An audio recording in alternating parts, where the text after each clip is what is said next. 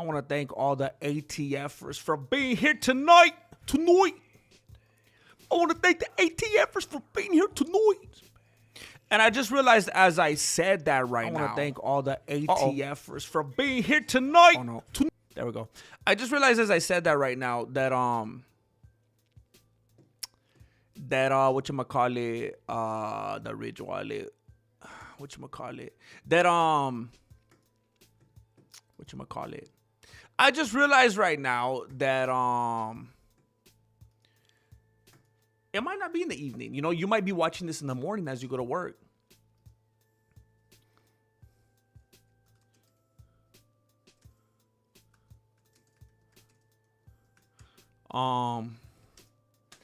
You might be watching this in the morning, in the evening. It's kind of like that one song. I only think of you on 2 occasions. That's day and night. I remember the first time I ever heard that song, bro, it blew my beanie. I was like, dang, bro, you covered all the bases.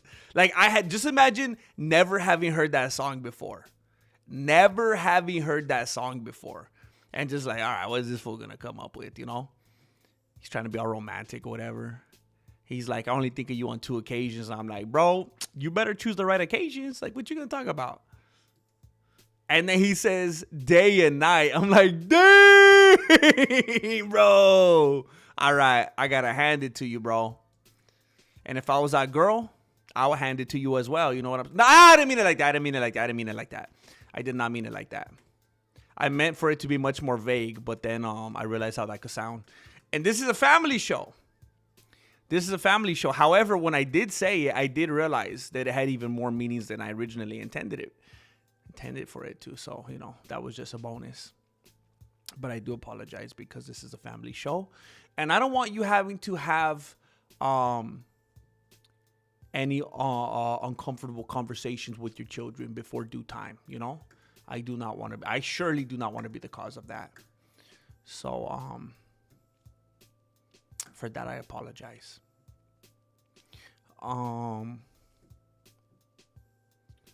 Let me make sure this is all good to go. But I want to thank you for being here, ATFers, day and night, and everything in between. Everything in between. It's amazing when you get to be here. But, bro, when you decide to carve out the time of your day when we ain't even here and it ain't even party time anymore, and you're still listening, ooh, that's different. Thank you for that. I think I have now officially done everything that I need to do in order to go public. So it is party time. It is party time. You know what song I haven't heard in a long time? That I used to think, and I mean, I guess it still is, was ridiculous. But it is so catchy, man. It is so catchy. It's like, I just want to be your love again. Have you guys ever heard that song? I just want to rock your world. It's so catchy, man. And then, like, halfway through the song, she starts, like, speaking voodoo or something like that. She's like, home, don't make, don't you. And I remember I hear that, I'd be like, dang, heck no. She's trying to summon something. But I've told you guys only about 100 times, I did have the opportunity to meet Tina Marie one time. And it was crazy. But you know what made me so mad? I didn't find out till years later who I had met. I had heard my whole life, you know, Fire and Desire. Love them and leave them. You know when Rick James sang with Tina Marie? I wasn't very nice, I know. I always liked and enjoyed Tina Marie's music. And then I met this lady one time at a church. It was at a church event. Tina Marie was doing the church circuit in the later years. And you know, that's how it goes, you know. At church, Chuck E. Cheese, you know, fiestas in the park and stuff like that. And I didn't realize till years later that it was her who I had met. And I was like, what? I didn't even get to be, imagine if you met somebody that you'd been listening to on the radio for years. And then later, you're like, that's who that was? It just felt like a bummer, man. I felt like if I would have knew in the moment, I would have been like, that's what I used to do. All right, take it, Tina Marie. Take it. Use and abuse that. She probably wouldn't have done it, but. What's up, Disco? Disco Angel. David Flores, new phone, who it is. For real, man. For real, man. David Flores has been out there living life without us, man. He's been having a summer. He's been glowing it up. Summer glow up. Nice of you to join us, David. Fear and Smoking, 3 minutes late on notifications. Bro, yeah, it's all good, man. We're just doing our introductions right now. It's all good. Glad to see you here, man. Slipknot. T-Nally. I'm not going to lie and be like, it was this morning. I think it was like a week ago. And I don't remember what happened. I don't know what came to my beanie or what. But for some reason, I don't know if I saw something, heard something, thought of something, maybe saw I don't know. But I was like, where the heck is T-Nally? It's so good to see you alive and well. It has been forever. In case you guys haven't seen it, T-Nally is in the chat with us. My flow goes deep like the ocean. It burns so hard, grab the lotion. I might hit the 3-wheel motion. Cause I'm sipping on Whoa, John Crook. Whoa. Why you gotta compartmentalize? John Crook, it got too hot in there, bro. I was cooking in there. It was nothing but metal and plywood, bro. I was cooking like Cosmo Kramer in there. I asked myself if GM was gonna go live tonight, and myself responded, bet. Thank you for checking that out. Thank you for watching that. You know what? For those of you, I don't really like to. Normally, I wouldn't want to draw attention to something like this, but since there's only 26 people here right now, when we recorded that video yesterday, I felt so out of it. I did not feel well yesterday. I felt so weird. And then even today, I was like super foggy. I woke up today at like 7 something in the morning. And I tried. I woke up, I had some coffee, but again, I've told you guys before, I could down a couple cups of coffee and take a nap. My body is so, like, I reinvented my whole, like, everything. Like, normally what caffeine and sugar would do to somebody, my body's like, like, there's a whole different algorithm in my body. Like, coffee doesn't wake me up. It's kind of like a mental thing, like part of the culture. Oh, yeah, you wake up, Folgers in your cup. Like, is this what you're supposed to do, right? But it doesn't really wake me up. And I couldn't get going. And I sat down on the couch for a little bit, and I couldn't. And then I got up, and then I sat down in the chair, and then I couldn't. And then I got up again, and I laid down in the bed. I was like, I'm going to lay down for a little bit and listen to this video, and I'm going to get right. And then I fell back asleep. I just couldn't. I've been like super foggy. Something's been up with me. And I kind of felt a little bit self-conscious about that one, Tom Bout. But I'm glad to hear that you watched it. Saw me in my moment of weakness. James Bishop. Legendary no. Viva Mexico, cabrones. You know what I never realized? That's kind of like cabroni. It's kind of like jabroni, but in Spanish. You cabroni. Maybe that's what The Rock was trying to do. You Rudy Poo cabroni. Does anybody know what I'm referring to? It's gonna be good. It's gonna be good time. That for real, I like that Mike Lang. We just turn it around, huh? Put a positive spin on it. It's gonna be good. It's gonna be real good.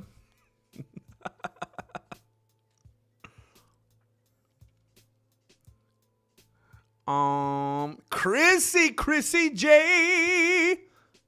Good to see you. Always good to see you. Octavio Tapatio. Missed your channel, Grandmaster.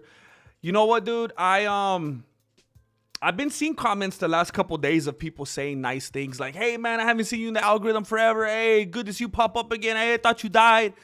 I already mourned over you, so this is weird." I appreciate that, man. It's like a different situation for different people, you know. The platform is just a disaster. It's a big mess. Don't worry. Don't worry. Very soon, we're going to fix this. Very soon, I'm going to make some moves. I'm going to put out a trailer, and we're just going to be on Netflix. It's fine. You guys all got Netflix, right? We're just going to hop, skip, jump, and we're just going to go, you know, to the fullest. But I'm glad to see you, Octavio. Octavio Tapatio! What is this, brother? Oh, it's a little... It's the blondes having more fun. It's the blondes having more fun. Blondie laughing at me. Thank you, man. Thank you. I appreciate it. It's the third super chat on a live stream. Thank you very much. Thank you so much, Octavio. I just had some Tapatio the other day. Leon Enriquez, payaso. The bass potato. What's up, man? Same. What happened? What's the same? You've been real foggy too, or what? I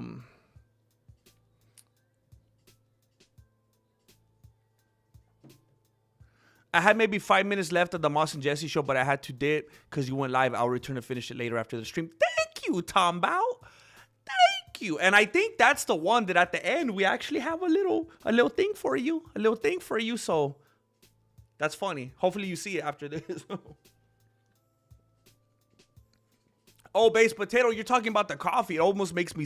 For real, dude. I'll drink it, and not only will it not do anything for me, I swear it makes me feel drowsy. It's so weird. I think it's Big Coffee playing games on us. Marloca! Family. I got Marloca with me. Thank you so much for blessing Dylan6898. Thank you. Welcome to the family. You look good. Green looks good on you, Dylan. You a gringo now. Thank you, bro. I needed that. Oh, glad to be back. It's been a month. My brain glitched out and I was having seizures. Oh, no. It took a couple weeks for me to level back out. Was in the hospital for like a week. Lost my job. Oh, what? No. Lost your job. Did they? I don't want to get into your business. But if you lost your job, dude, if you lost your job because you had a seizure and you couldn't go to work, I think you need to start being represented by Eddie Hearn, if you know what I'm saying. If you know what I'm saying. I think maybe you should start asking the right questions and see if there's any repercussions. You know, I'm not going to get into your business. I'm not going to get into the legalities of things, but that don't sound right to me. That's messed up, man. That is not cool. Wow. Jeez. I mean, that's distracting me alone. But, I mean, aside from that, I'm happy to know that you're well enough to be here to pop into these shenanigans. That's a big sign. Man. It's pretty funny. The most quotable Dustin has ever been is him getting arrested. It's just about honestly, it's just about the most likable thing he's ever done. Angel Padilla. Dojo, got an interview tomorrow. Wish me luck. If there's one thing, well, there's a few things I feel like I know about Angel Padilla. But out of the few things that I know about Angel Padilla, one of them is that he interviews well.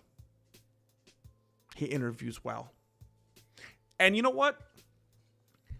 I'm not, and I know you're the same way, Angel, and that's why I feel very comfortable saying this right now. I'm not even that, like, you know, live or die by how this interview goes, because what I do know is that the right thing is gonna happen, whatever that is.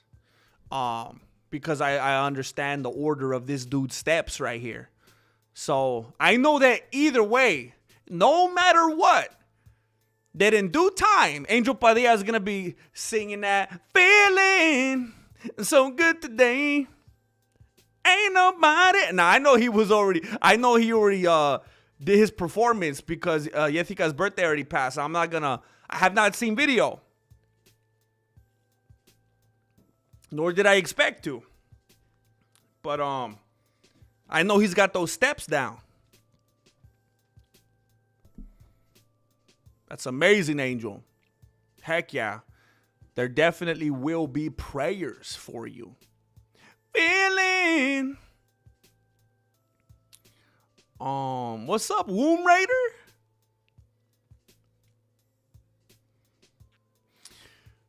Whoa, F-bomb, whoa. I almost said that because it's like, well, it's kind of like the New York, like, Knickerbockers, you know? But I thought, you know, there's a chance that I'll have some kind of flub up and I'll, like, mispronounce something. And that, I know, that probably wouldn't be a good idea. To all the Knicks fans out there expecting a successful basketball season. Oh, are you a Spurs fan? Come on! Love y'all, man. Y'all are some of my favorite people on earth. For real, man. And that may have a lot to do with the fact that we never, you know, have met each other in real life. But either way. Either way. I remember one time I was trying to talk with the homie. I feel like I've talked about this before on here. I was trying to talk with the homie who was considering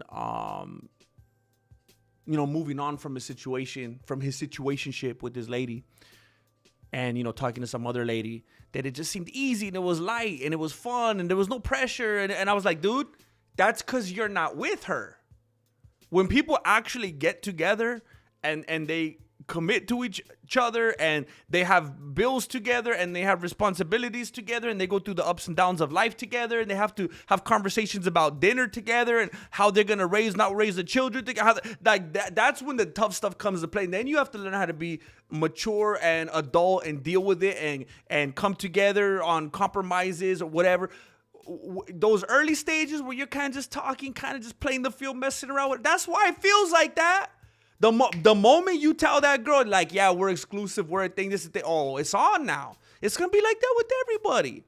So it's kind of like, I kind of regret that metaphor because I don't want to make it seem like I'm cheapening the relationship that we have here. But it's like, yeah, if all of us were like in a house and we were doing like that show Big Brother, we might get on each other's nerves. You know, people don't clean up after themselves. People don't check on the toilet before they leave to make sure they don't need to flush it again. People don't leave sticky stuff all over the counter. People don't forget the dishes, picking up all the mess from the lawn from the dogs, and not leaving their laundry all stinky in the hamper. You know, stuff like that. Like if we were doing Big Brother style, there might be some arguments here and there. But I think that's why this is the perfect setup. I agree, Kaimon.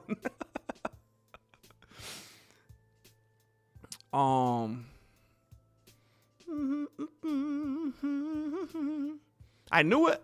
I know it. I know it, Jessica. I know it. I saw a meme of Poirier dressed like a doctor.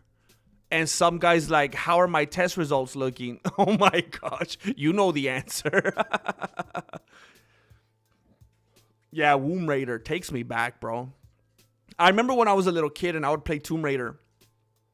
I would always make Lara Croft, if you know, you know. I would always make... Does anybody remember back in the day on Tomb Raider, where you could make Lara Croft go like on the edge of like a cliff or like on the edge of a thing, and then you could make her like she would stand upside down and do that? You know what I'm talking... I've said too much. I honestly, I don't even know what any of the missions were. I never completed anything. Not in the game.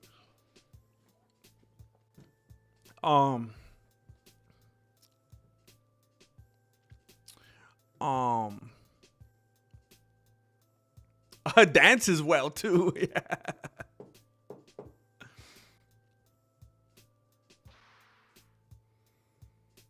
Man. In the early so you're like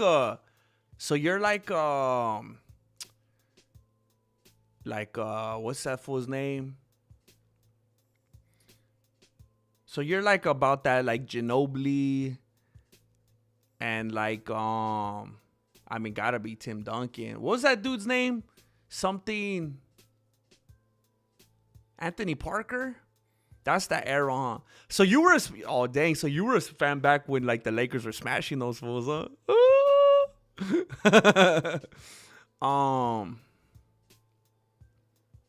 Feels like 100 degrees in Chicago right now. Thankfully, I started the work week from home. Tomorrow, I'm back in the office. Bro, it's going to feel like 108. Ooh.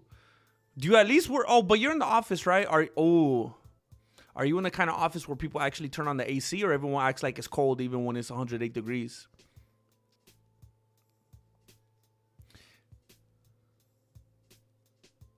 Thank you for saying that, Angel. Because it's actually taking quite a beating. You're being very complimentary.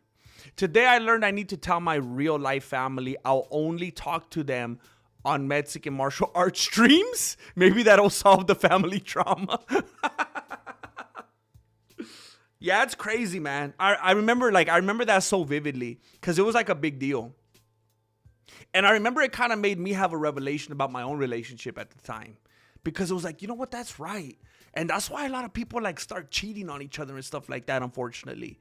Because they'll start talking to someone, like whether it's like a coworker or someone around where they're around often. And they're like, man, everything seems so light and easy when I talk to them. And Carefree is like, yeah, bro. Just pretend like you're in a relationship with them. And now you can have all the same day-to-day life things that you'd have with anybody else that you're with.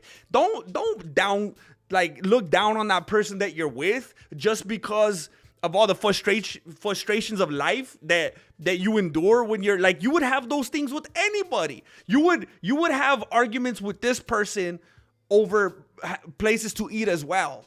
And like what kind of stupid TV show you want to watch and, whatever. So it's like, man, have some depth, It's like, I don't know how people can't think beyond that.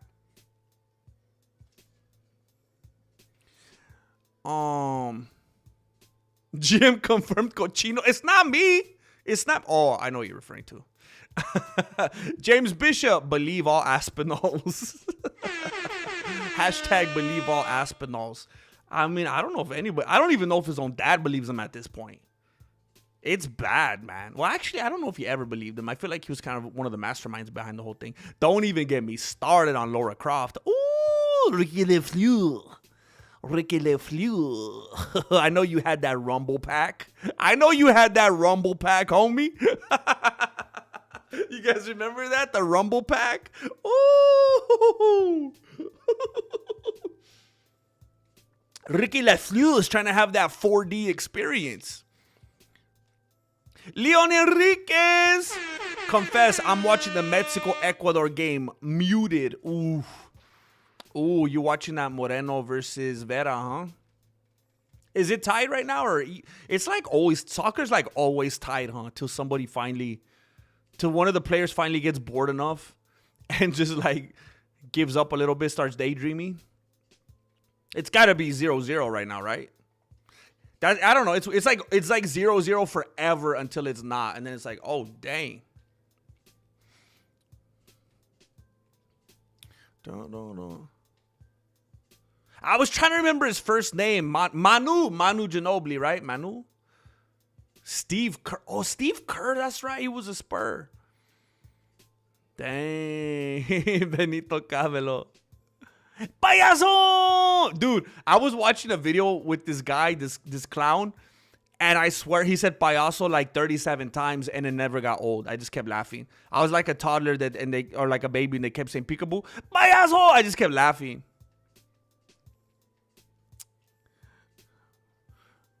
Oh, that's that Minnesota muggy. You just can't escape it, huh? It's just always hot in one way or other. How come it can never just be crisp and chilly and just feel good? Just light jacket weather, Oh, the bus. Ooh, got to sit next to some stinky people, huh? Some muggy, stinky people. Dang it.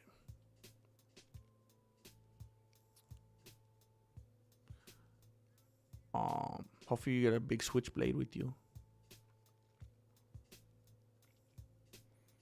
What? Oh, yeah. Halfback passes to the center. Center passes to the wing. Wing passes to the center. Hold it. Oh, offsides again. Offside.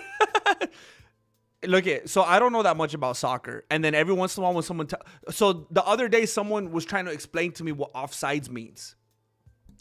And I told them that is one of the stupidest things that I've ever heard in my life. It's like, so you're penalizing the guy for penetrating the defense?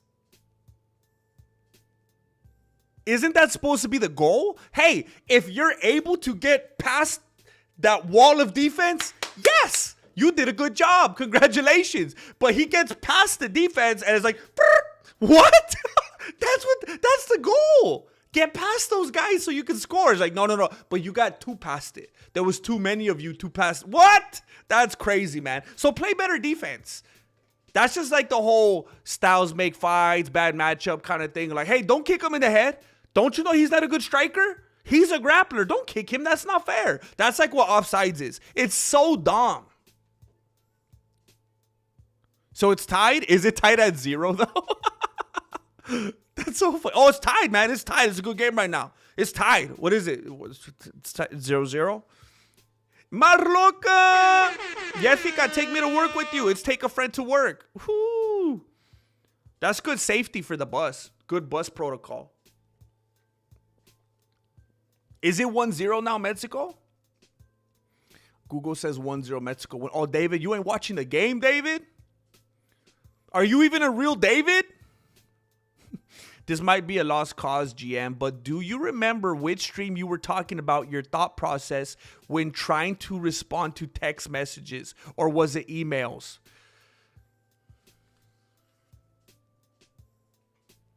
Well, I'll tell you this, and I know this isn't going to help you because I've talked about this a few times over the years.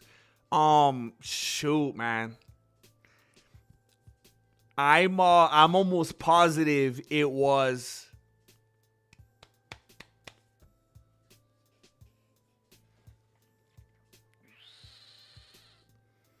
Man, I'm almost positive it was yesterday or the day before. Wasn't it like really, really recently? Really recently?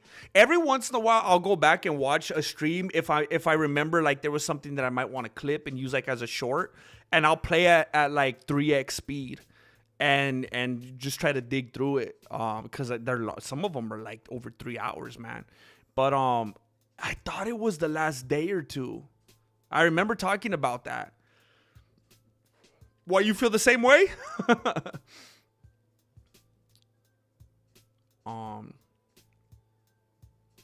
Wait, that was a Simpsons quote? I get so upset when I miss something that I should never have missed. I should not be missing Simpsons quotes. Oh, you did relate to it. Okay, yeah. I've from what I've always heard and been told, and I hate doing this, and I was doing this for a while, and I try not to do it anymore. Because I know it's like an annoying, trendy thing, and everyone's always like, hey, everybody, do you know that I have OCD, and I have ADHD, and ADD, and I honestly don't know the difference, so I have both of them, and I'm on the spectrum, even though we all are, that's why it's called the spectrum, but I'm definitely on the spectrum. I'm also, like all the, but I've been told that that's like a big, sign of like ADHD. People that just get all like and then they delay with like, I don't know what I'm gonna say, and then they ignore people, and then just getting all the anxiety over that. But who knows? It's like everything's all overlapping and intercorrelated these days. Everybody just has everything. Everything is a spectrum. Wait, what was a Norm joke?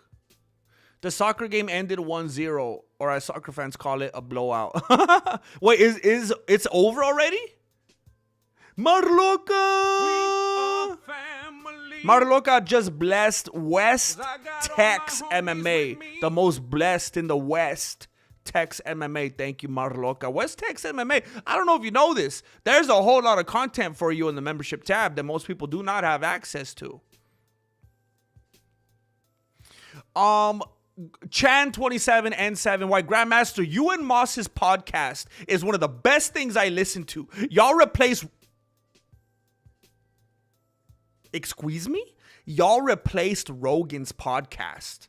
But I don't know if that's even a high bar to set anymore, but please don't stop. Chan27, I have a feeling that this is Moss's burner, and I don't even care. I'm going to screenshot this. Chan27 and Amazing. 7 White. Thank you for saying that. I'll be honest. Sometimes it can be a little difficult to, and I hate that this is the case, but I mean, you got to have some kind of metrics, right? Sometimes it can be a little difficult to believe that what you're doing is the right thing and that it's good when you're not seeing a whole bunch of fruit and success. And, it doesn't feel good when every once in a while I take a peek and maybe it only has like 200 views or something like that. It doesn't feel good. And, there are times when you could think like, well, are we doing the right thing? Should we be spending this energy doing something else? Should I get my real estate license? For example, I mean, we uploaded it yesterday. And it has 392 views. 392 views. I uploaded a video yesterday and it has 10,000 views. It's quite a discrepancy. And subscribers don't matter. We know that in this day and age. Subscribers mean nothing. So who cares that this says 300,000 subscribers? Most of these people probably died. Nobody shows up anymore. But sometimes it's like, I don't know. What's going on here? So thank you, Chan27. That really does mean a lot. It's encouraging and motivating. Thank you very much. Why do people think everything is a joke nowadays? If everything is a joke, when isn't something a joke? I think everything's a joke. I think it's all a joke. I think everything's one big joke. Truman Show style. You know what I'm saying? It's all a joke. It's kind of like Marloca told me one time, I started a joke that started the whole world laughing. Something like that. Offsides contrarian. Somebody called me a contrarian earlier today because I don't like Alex Pereira. They're like, you must be a contrarian because you just don't want to like him because a lot of people like him. Okay. I mean, I like Josh Hokett, who is argumentatively the most popular dude in UFC. He's the face of the UFC. Donald Trump's favorite fighter. As I was saying that, it was like, well, what does that mean? What does that matter? But it just, it's funny to say. GM, if you had to pick a ref between Steve Mazzagatti, Mario Yamasaki, and Herb Dean, who would you pick? And are you fighting game, by the way? I would pick, I can't see myself not picking Herb Dean. It would just be so funny, man. I just feel like he's kind of a meme now. I feel like Herb Dean is kind of like the Mr. Bean referee now. He's just so funny. Gain? Sure. The whole fight, I'll just be like this. Let's go. What's up? Just covering the back. Let's go. I don't know if you guys saw it, but Ariel Helwani did a interview with Big John McCartney. It was I listened to it before I fell asleep earlier. It was 6 hours ago. Okay. Ariel Helwani had a 50-minute, 50 interview with Big John McCartney earlier today. And I'll give you the short version. Big John McCartney said, I'm not joking, because I'm fully aware that you could go watch this video yourself. Big John McCartney said that Cyril Gain did nothing illegal. Nothing illegal. Now, I I've told you guys I am working on my UFC Freedom 250 breakdown video. It should be coming out around Christmas time. It's going to come right out of nowhere and surprise everybody. Just blindside you, so be ready for that. But one of the things I was mentioning in there is I know people went crazy. And they were acting like if Gane hit him with 25 illegal blows. And I said, actually, it was more like 4. Maybe 5. A couple of them were really bad camera angles. And by the way, I told everybody beforehand. I told everybody Cyril Gane is going to beat Pereira. And he's going to do it with the help of some illegal shots to the back of the head. I said that. So I am someone who was saying, yes, there were illegal blows, but no, there weren't as many as people were acting like. 4, maybe 5. Big John McCartney said 0. And I mean, the most fair that I could try to be is he was trying to emphasize how, you know, fighters move and, you know, this and that. No one's ever completely still. And you have to take things like that into consideration. And, you know, because of the size of fighters' hands and where the back of their head. I think one of the most significant things he said was that, and look, this is just what it is. We can't really complain about this.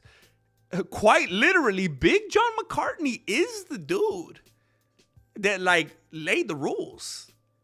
He was one of the dudes he was there since UFC 2. And if I remember correctly, because I've watched so much footage on this, he was supposed to be there for UFC 1, but he was, Now, I don't know how many of you know this. And again, you could look this up.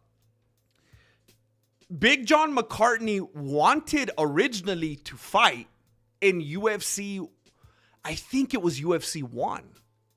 And he had been training. He was a police officer, and he had been training with the Gracies. He was a BJJ dude. He had been training with them. It wasn't like day one. It wasn't like he watched UFC 1 and then started to train, got all excited. He had been training with them, old school back. He probably stormed a couple dojos with them. And he wanted to fight in UFC. And then one of the Gracie dudes, I don't know, Carlo Royler, or I don't know, one of the dudes at the Rorion or someone, he was like, no, brother, no. And he talked him into being like, because he's like, bro, you can never go against the family. Never go against the family. Let me look at, I know some of you ain't going to believe me. Let me look this up. Did Big John, what the heck? Did Big John the horse die? What the heck is that? I don't have time for that right now. Did Big John McCartney want to fight in UFC?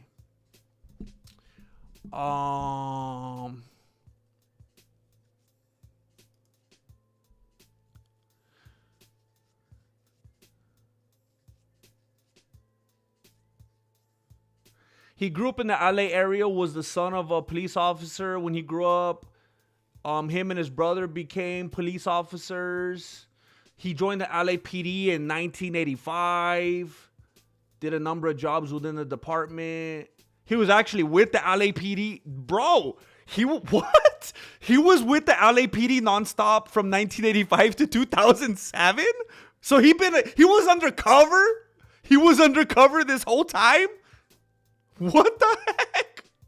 All while officiating MMA events across the world multiple times a month for 2 decades. Dang, could you imagine getting busted and be like, are you Big John McCartney?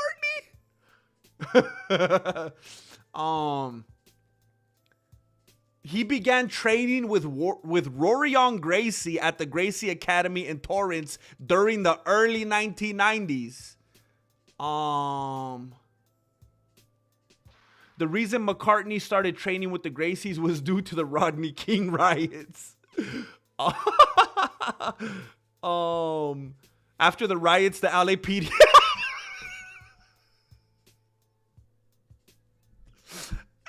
the riots, the LAPD realized that their officers had no skill of subduing a suspect without using their nightsticks or clubs.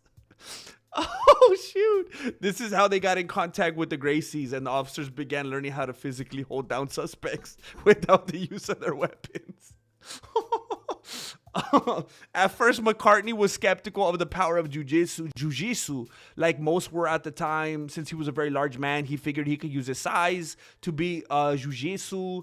He, like everyone before him, was quickly proven wrong and easily dispatched by a few of the Gracie family members. From that point on, Big John was sold on jiu-jitsu and became a lifelong practitioner. He would get his grapple certification in 1993. Which in turn would get him the head of self-defense instructor position at the LAPD. That's pretty crazy. Big John McCartney was the head of self-defense instruction at the LAPD for 14 years. Initially, when Rorion and Art Davie were putting together the UFC, Big John McCartney expressed interest in fighting. His instructor, Rorion, quickly turned John down for a number of reasons. He didn't want him going near Royce Gracie. The main reason being that he wanted a member of the Gracie family to represent jiu-jitsu at the tournament. Also, he felt that if they put in a giant of a man like John, it would defeat the purpose of showing that, he would defeat his little brother is what he was thinking. They needed someone that was smaller and unassuming like Royce to compete in the tournament. It turned out that Royce was the correct, well, of course, the way that they modified everything. Choice as jiu-jitsu exploded in popularity. So he wanted to fight. He wanted to be in the original UFC. And Rorion was like, no, we can't have that. Your last name's not Gracie, bro. Your last name's not Gracie. Unless, now, I don't know if this is true. I heard this a long time ago. That supposedly Rorion told Royce Gracie, the only way that you could do it is if you go full Ian Machado Gary and you marry one of my sisters and you change your last name to Gracie. But Big John McCartney said, never go full Ian Machado Gary. And he said, Charlie. And then, that's where he's at today. Going back to reffing at the age of 69. It's unfortunate, really. But he laid the rules. So he said when he was talking to Ariel Hawini that, and okay, look, I know. Never mind. Supposedly in boxing, they have, I think what they call the headphone line is like right here. And you just can't, like, you're just done. Like, you just don't go back here. This is where it is. Like this rainbow thing right here. You cannot go back there. And you guys have all seen the videos by now. In MMA, it's just that one thing, like the mohawk in the back. It's way different than boxing. And that supposedly what's happening is a lot of people are putting the boxing line of thought into MMA fights. And saying, oh, anything behind here is the back of the head. He's like, no, that's not true. And it's hard to argue with him. Because he's the one that made the rule. And by the way, he said something that I thought was very interesting and that I can't argue with. Because it's the same kind of thing that I've been saying forever. I thought it was pretty funny. And it was unexpected. I kind of couldn't believe he said this. He was like, you know what's funny? Back in the day, he says, in the original UFCs, that wasn't illegal, right? You could hit anybody in the back of the head. That was fine. He says, but now, just because there's that rule, you hit someone in the back of the head and they go, ooh, like they're dying. And I was like, yes, thank you. I always talk about stuff like that. How the UFC went soft with its water breaks and its stools and its motivational speeches in the corner and referees and all that. Back in the day, They weren't supposed to, but it was more of a gentleman's agreement. They were biting each other. There were bites in UFC 1.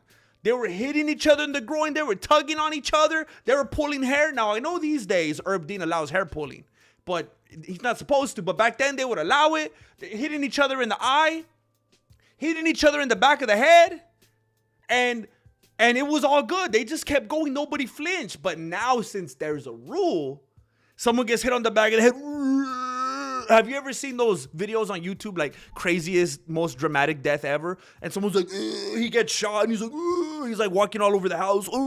That's how it is now when people get hit in the back of the head. And Big John McCartney was actually kind of poking fun at that a little bit. And I was like, okay, I can't get mad at that one. That's a good point. Because Alex Pereira, he's crying about that. Back in the day, Tank Abbott's getting hit in the back of the head. And he's like, yeah, it's a fight. That's what happens. But now Alex Pereira is going on a world tour. And, man, it's unfortunate timing. It is. That outlet that put that out, it was like Alf or whatever. I don't know. It's such unfortunate timing for Alex Pereira that right now, while he went full Tomas Aspinall, and he's just being a cry. I swear he's going to write a book. Alex Pereira probably is making a deal with the ghostwriter right now. There's no way he's not writing a memoir. This dude, I mean, he went full-blown Tomas Aspinall. It's pathetic. And they just released, which apparently they said was recorded like 6 months ago. They just released this interview where he's all talking about his relationship with Tracy Cortez. It just doesn't look good, man. It's not good for his image. He went from shama to drama. It's doesn't look good, man.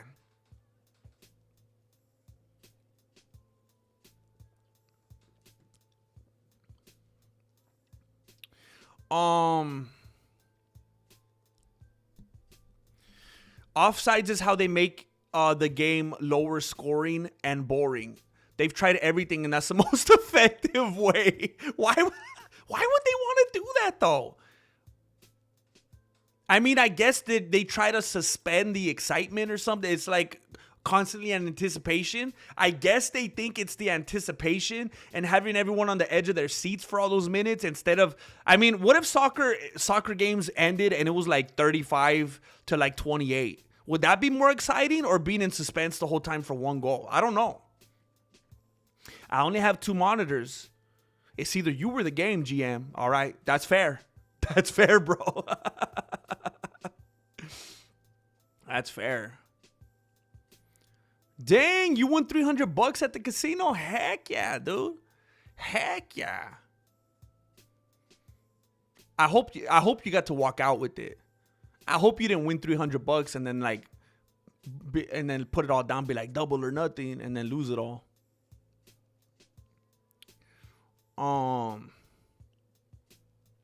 What's up, CF? Oh, dang. Don't tell anybody, Jay Garcia. Wait, F-bomb, there's no way you didn't know that, bro. You didn't know we have a podcast? I don't even know. What the heck is a podcast, by the way? I don't know. In order to make it be a podcast, don't you have to do something with like the RSS feed or put it like on iTunes or something? I don't know. We do a video together every Monday. It's called the Moss and Jesse Show. It has its own channel. Oh, thank you, Angel. That's amazing, Chan27. Thank you so much, man. Yeah, I think I got a bunch of them, F-bomb.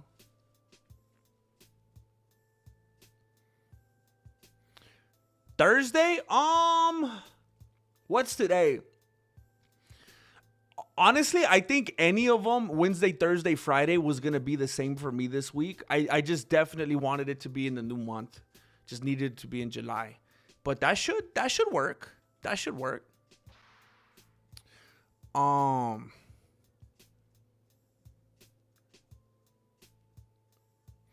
Just a amount.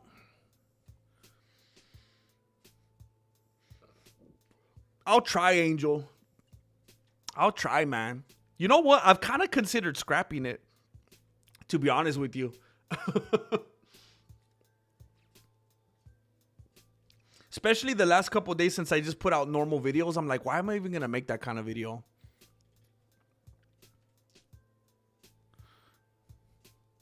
We're actually getting GTA 6 before the Freedom video. You could make money with GM's picks. For real. He called Gain, Hokit, Gaethje versus Patty, Ilya. Crazy. Yup. I called Oldberg over Jiri. That was one that people got mad at me over that one. That one people just thought was disrespectful. And I was like, bro, I did the MMA long division, bro. I called Volkanovski when everyone thought he was too old against Diego. I mean, come on, dude. Marloka. Thank you so much. Thank you. Thank you for helping me finish them on strong. They should just allow all headshots. It's too suspicious for them to keep the... Yeah, I think so. I think it's a fight, and a fight should be a fight, you know? Well, I don't remember that shooter that Big John McCartney was in an episode of Friends. I remember Tank... It was Tank Abbott that was in there, right? And I guess it makes sense that John McCartney would be in there. I just don't remember. The Gracies went from Brazilian to Dagestan to Italian. I'm not an impressionist, bro. Here's my impression of the Gracies. I got no choice. I got no choice. I brought it back. That's a callback. Never mind. AJ Smith is here. Heck yeah. Heck yeah.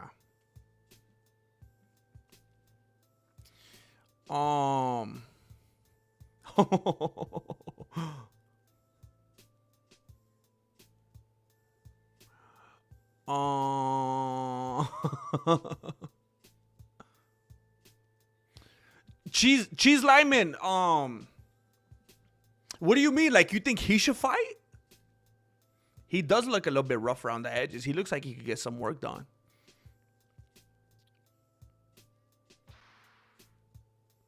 Oh, dang. Honestly, I don't even know if that's a double entendre, bro. But, thank you for being here while you could, F-Bomb. I appreciate you, dude. Always good to see the legend in here. We go way back.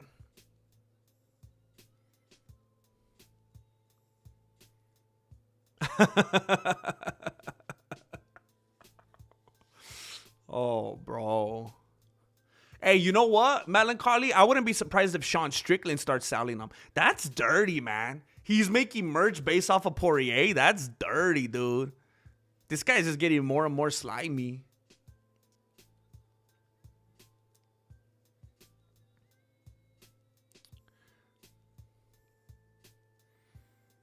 Heck yeah. It's the best days when I get done at the BJJ dojo and then the main dojo is on live. I got bad case of dojo-nitis. I almost thought you were saying something about donuts. You're making me hungry, bro. You can't spell donuts with dojo-nitis without donuts.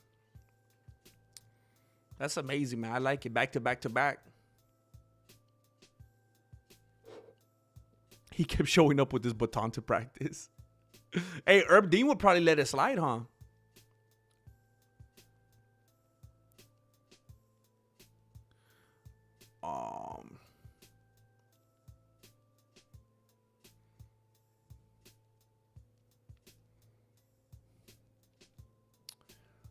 Oh shoot.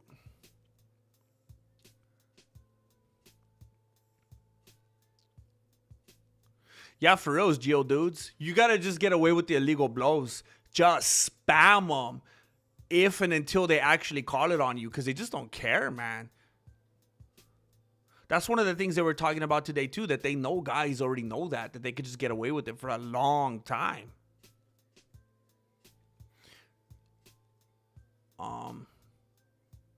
Is Sean O'Malley Irish? I don't even know what he is.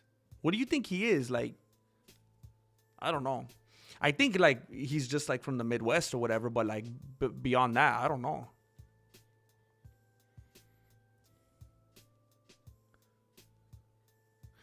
Without offsides, dudes would just sit back and cherry pick. I mean, but like, why don't the defenders stop them? I get it. I do get it. But like if I'm like, let's say we're playing soccer like at recess or something when I'm a kid, and there's no rules. No one's gonna call offsides. There's no referee. And if there's a dude back there cherry picking, one of the dudes on my team just needs to be defending him right. Just play man. Stay on your man, right?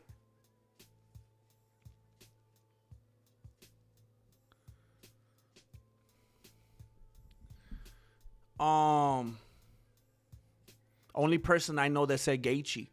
I mean, that's, as far as I'm aware, I'm the only, I don't know. They must be out there somewhere. There must be people that saw my pick and knew what they should do. But, you know, thank you, Chan. Pereira doesn't look like he knows how to read or write. Not saying it's true, just saying he doesn't exactly look like an intellectual. Jamba. Hey, I'm gonna have the roast beef, with the baked potatoes on the side. What are you gonna have? Jamba. Jamba. Hey, it's about mid-April. I just wanted to make sure that you finished your taxes. We got Jamba. Hey, we got that event in Toronto. Did you get your plane tickets? Jamba. Like, you just can't function. I wonder if he lives with that one dude, with that one big dude. Take one or dub it. What does that mean? Moss has hemorrhoids? No way, does he?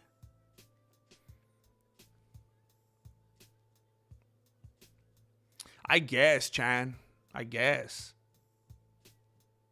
Remember the red band argument with Bill Burr about RSS feeds? The red band argument? I don't remember that. What was that on? Was that on JRE? Well, that would have had to have been an old JRE episode, huh? Because if both Red Band and Bill Burr were on there, that means that's when Red Band was still producing it. Or what else would that have been on? I'm intrigued. Do you ever get bummed out? What's up, Israel? Do you ever get bummed out when you order a shake in the drive-thru, but when they give it to you, it's all melted and not really a shake no more? I got to be honest with you, NFGU89. Anytime I buy shakes, I almost like put them on the counter for like 40 minutes and let them melt because that's when I enjoy them the most.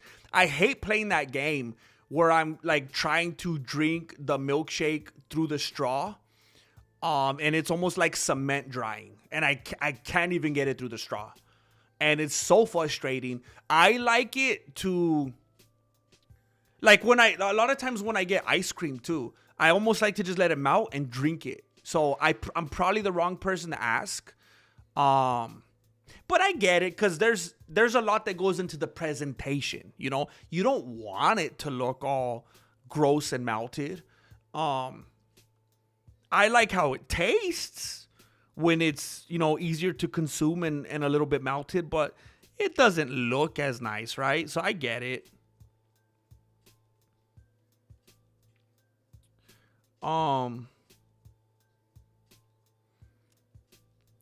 Just trying to check on something real quick. Hokit vid was fired. Thank you, Willie Nelson. Someday when we meet up yonder.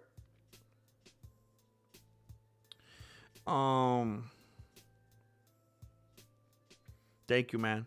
Hey, I don't know if you know this, Willie Nelson, but I also uploaded a new video today. One about Conor McGregor. Trying to upload videos every single day. Get back in the algorithm. But thank you. And believe it or not, there's still some stuff left to say about Joshua, Nathaniel, David, Michael Hokit that I didn't even fit into that video, man. But it was already almost like an hour long. So no. I thought it was 49 minutes. It was 39. It was just too long, bro. But thank you. Bill Burr is way out of his prime. Yeah, dude lost his mind a little bit, huh? A lot of it. I know that's a Diet Dr. Pepper, but it looks like a Modelo. Does it? I guess I don't know what color Modelos are. I thought they were like gold or something. Oh, no, that's the liquid, huh? That's what the liquid looks like. That's when it's in a bottle, huh? I don't know.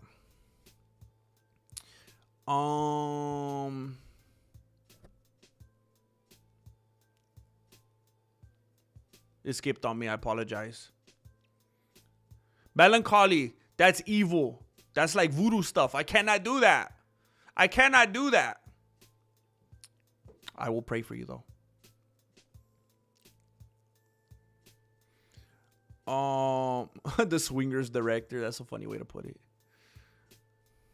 We just had a giant tree frog in the house. Are you the kind of person that likes frogs? Or were you freaked out and it was gross and you hated it? I got a little baby frog in my house one time years ago. And it was so disgusting. I don't like reptiles. I do not like reptiles, man. I have a reptile dysfunction so bad, bro. I hate reptiles. I get all like, I can't even function around them. I hate it, bro. I hate them. My Tío Beto used to get the reptile dysfunction real bad too. I think it's like a hereditary thing. I do not like reptiles. I couldn't even hardly get to the end of that movie Anaconda with Jack Black because of the snake. I just don't like reptiles, bro. Raging Bull, you got it. You got it. I don't know much about fights, but I did predict Ilya's divorce. Dang.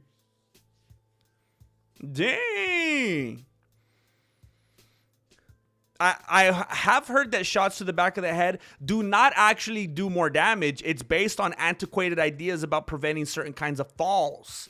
Not sure if that's true, though. Interesting. Now, I do remember this. I do remember in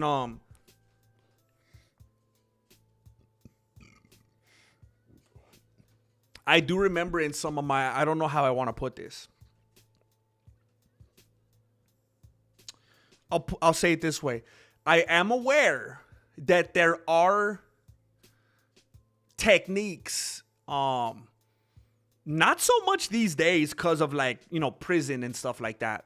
But I remember, back in the days, there were karate techniques that were aimed very specifically, very much geared toward the back of the head at the base where the skull and the spine or whatever, so where they, just like what Big John McCartney was describing, where it meets back here. And there were lots of techniques where like the ending blow was like coming down right on that. Like where the dude's head and the spine starts, like you literally like you do like 1, 2, 3, pa pa, and then the end, like you come down on his head, or with like a hammer fist or like whatever it is, like that was a target. And it was supposed to be like, this ain't sport. This ain't combat sport. It's not for point sparring. It's not for a medal. It's not for a trophy. This is like if some dude is trying to take your kid when you're, at the ATM machine and you're trying to take his life away. And so I remember it was very much a thing that was like hammered in, both literally and metaphorical, that like it was that area specifically that could like kill a person, at the very least, like paralyze them. So I do get that thing that he was talking about right there. I do understand that. But I think what you're saying about it being, these antiquated ideas, I think that might have to do with other areas of the head. And yeah, maybe they lose a little bit of their equilibrium and fall and stuff like that. But where he's talking about like the spine and stuff like that, yeah, that was pretty heavy.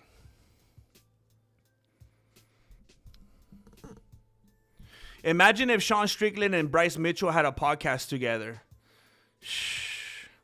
They would have to do it from Antarctica, if you know what I'm saying. If you know what I'm saying. You know what I'm saying. Never mind. You guys need to watch more videos. It's going to be bad. It's going to be bad. It's going to be a bad day. Somebody needs to do like a song, like a remix, huh? And just the hook, it's going to be bad. It's going to be bad. It's going to be bad. If I had some time, I could put something together.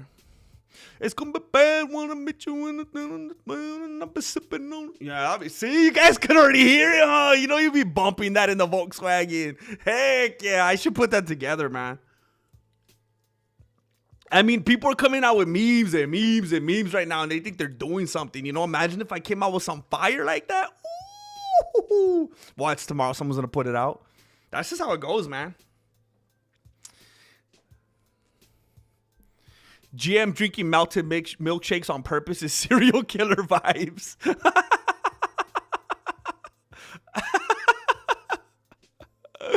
James Bishop, I drink ice cream. Grandmaster 2026. Hey, there's a couple people in the comments that have started this trend. I've seen James Bishop do it and Billy the Kidder do it quite a bit, where they'll just like quote things that I say, and it's so funny. Cause like it like brings to the light like things like I kind of just said in passing. I didn't really think about it that much, and then I'm like, oh, I did say that, didn't I? Thank you, James Bishop. Imagine if Alex was on the plane like Khabib was that time that he got kicked off the flight. They'd be like, will you assist in the emergency? Chama. What does that mean? Get him out of here. Yeah, I mean, especially, he has that vibe, you know? He has that vibe. Look, I didn't want to get into it, but I did mention it on the video that I uploaded earlier today. I did mention the fact that I personally, you know, I could only speak for myself, but I personally do believe that it's pretty hypocritical that a lot of people, you know, just hate and absolutely detest Conor McGregor because of some of the things that he did when, you know, people like Gable Stevenson and Alex Pereira were accused of the same things, you know, and none of them were convicted, you know, none of them went to prison. So they're kind of all on the same level, you know. At least Mike Tyson went to prison, you know. Conor McGregor didn't go to prison. There's a reason that things had to get settled out of court, you know, professional athlete style, you know. But I mean, if we're gonna be honest and we're not gonna have double standards and we're not gonna be hypocrites and we're gonna be consistent, we gotta clump these dudes together. So I don't know. Oh, now Jay Smith's gonna get mad at me. I don't even know if Jay Smith knew this. I don't even know if I just broke news to Jay Smith right now. Bro. I'm sorry. I don't know what to tell you, dude. I didn't mean for it to be this kind of an evening, bro. I didn't mean to come at you like this, dude. Mac drank his ice cream behind the scenes of Always Sunny to cultivate mass. Wait a minute. Is that true? Cause the way you worded it sounds like something that he would say to cultivate mass. But it also sounds like it could be true. Oh, man. Marloca número 8. Thank you so much. Thank you. Marloca, thank you for supporting on the last day of the month. We're going to go cruising into July. Say the parts that didn't make it into the Hokit video right now, GM, like Bill O'Reilly. We'll do it live. Shoot, now I'm on the spot. I was just talking about it yesterday. Billy the Kidder made me think of it, I believe. Shoot.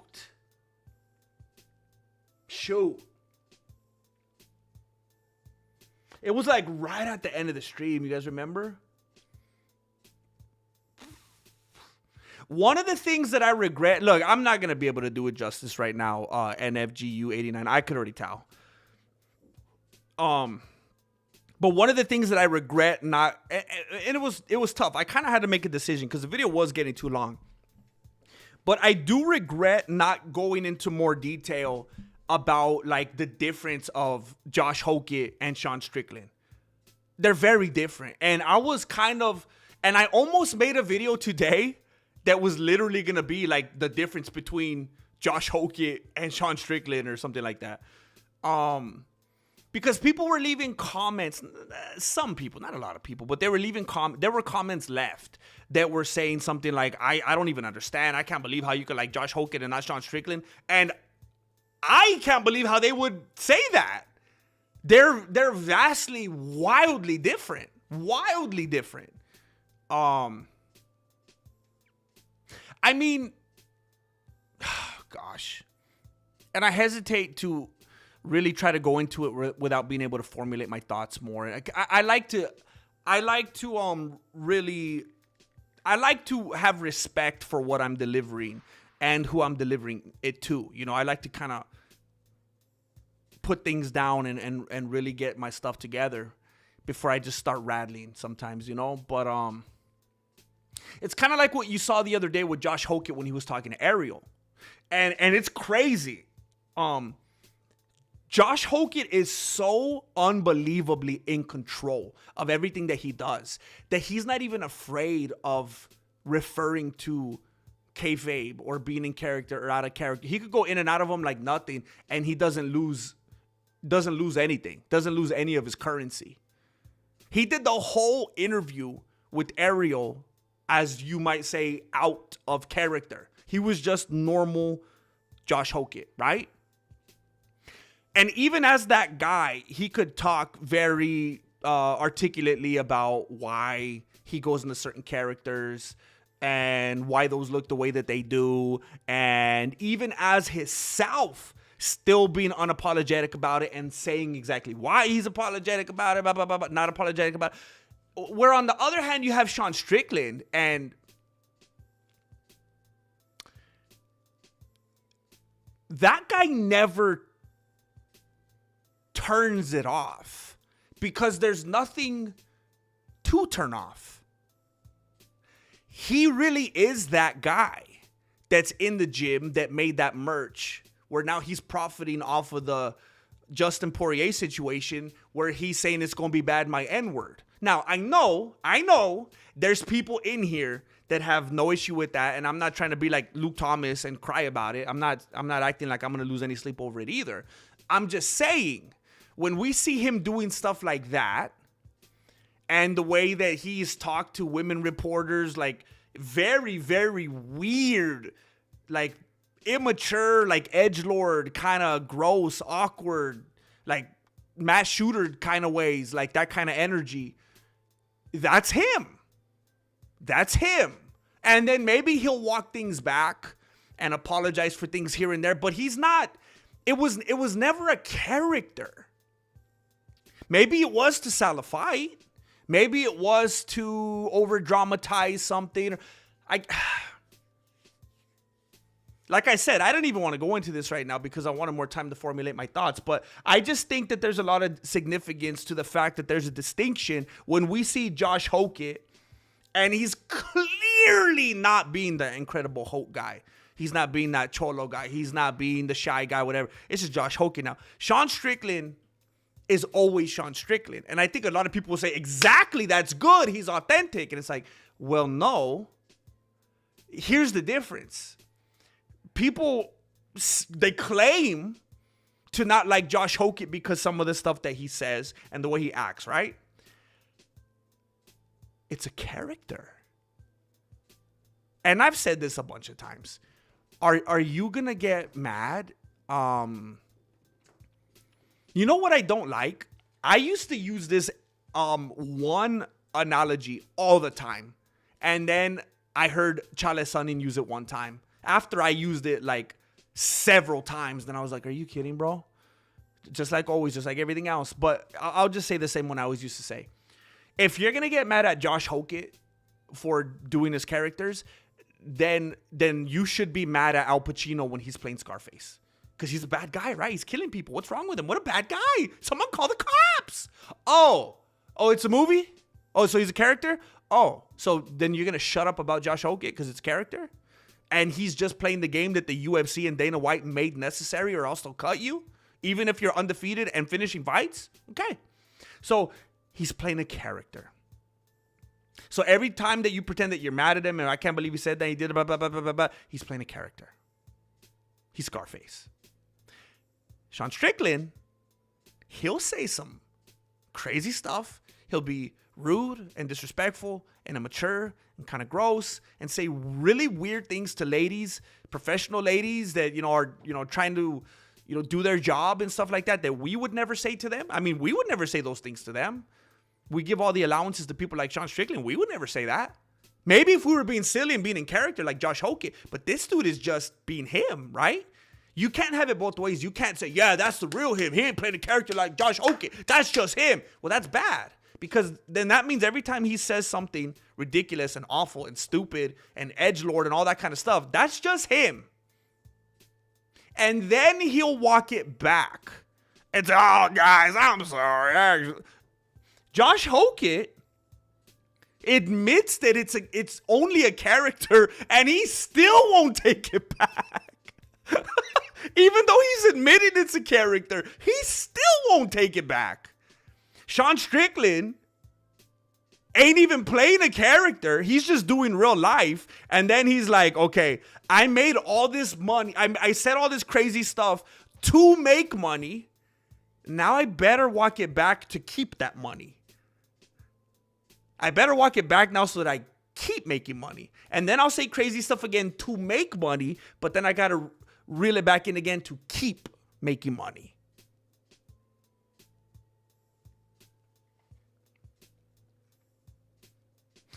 And he finds ways to, I don't know, he just finds ways to make everything about himself. Just like he wasn't even invited to the White House and he has to show up and get arrested, thinking he's going to be like the light-skinned Rosa Parks or something like that. Like he trying to show up and make himself a martyr. It's disgusting, man.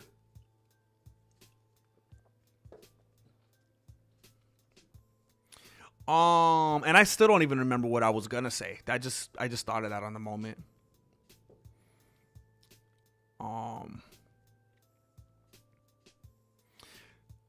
I went to a big high school in Texas. We used to have a bunch of vending machines in the cafeteria. Then Dr. Pepper gave the district a bunch of money and they were all replaced by Dr. Pepper machines. Yeah, I went to Texas a few years ago. And apparently, is it Waco? Somewhere in Texas is where Dr. Pepper was invented or something. It was like a big deal. There's like Dr. Pepper all over the place. That's crazy, man. Like 7 identical Dr. Pepper machines in a row. They were just flexing, bro. Wait a minute. Did you just say that frogs aren't reptiles? Are you joking? What? What is this propaganda? Are frogs reptiles? No, frogs are not reptiles. They're amphibians. While both are cold-blooded animals, they belong to entirely different biological classes. Nah, this is some Darwinian type stuff right here. Get that out of my face. I don't know what this is. That's crazy, man. So are turtles reptiles? This is crazy, man. This is why you can't do live streams. GM, I thought of a really dumb joke today. Feels inspired by Mike Mallet. Dude, you hate Mike Mallet. I've been getting really into bodybuilding, but I'm having trouble sourcing the parts. That's like a Frankenstein kind of joke right there. Dude, you should do that like at open mic. I've been getting really into bodybuilding. I'm just having a lot of trouble outsourcing the parts. Just be like all awkward. Getting hit to the back of the head will send you to the back rooms. Has anybody seen that? Is it good? Should I watch it? I'm so like, I don't understand the lore of that whole thing. Did it start as like a internet, like lore, weird culture kind of thing? Or was it a video game? How did it start? I mean, I guess I could go on Google. James Bishop, am I right, Dojo? Am I right, Miami? Thank you, James Bishop. So, we missed you, man. We missed you. So good to have you back, man. Love you, buckle up, Teddy. Yo también, Malencoli. Fue un día largo, pero ya estoy aquí disfrutando del chat con ustedes. Él es mi primo. Allegedly. Brian Callen and Tupac vibes. Uh-oh. Wait, Tupac? No, that's right, huh? That's right, huh? Ooh. Interesting.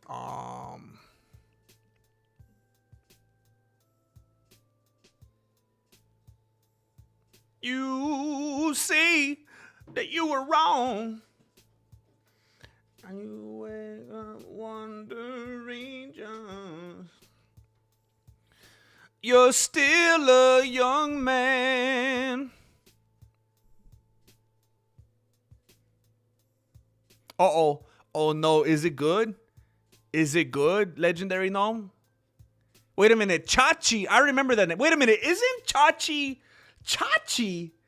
Isn't that the dude from Isn't that the dude that had his own spinoff and he was like a babysitter? Chachi. Charles in Charge. That's what I'm thinking about. Charles in Charge. I forgot how it went. Chachi? I don't know. I don't know if that's a good thing. I feel like it was a really good thing in the 80s, right? I'll take it. Chachi? I'll take it. I'll do the feathered hair. I told you it's high maintenance. It's annoying. Chachi?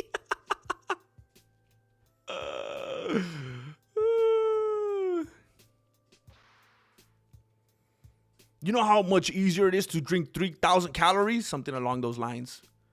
Wait a minute, what? I'm so behind. What are we talking about?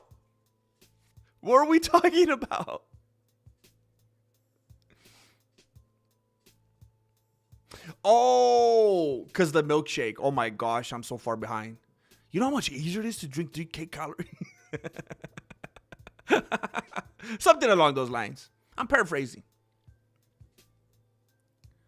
The producers would leave gallons of ice cream out on set to melt while they...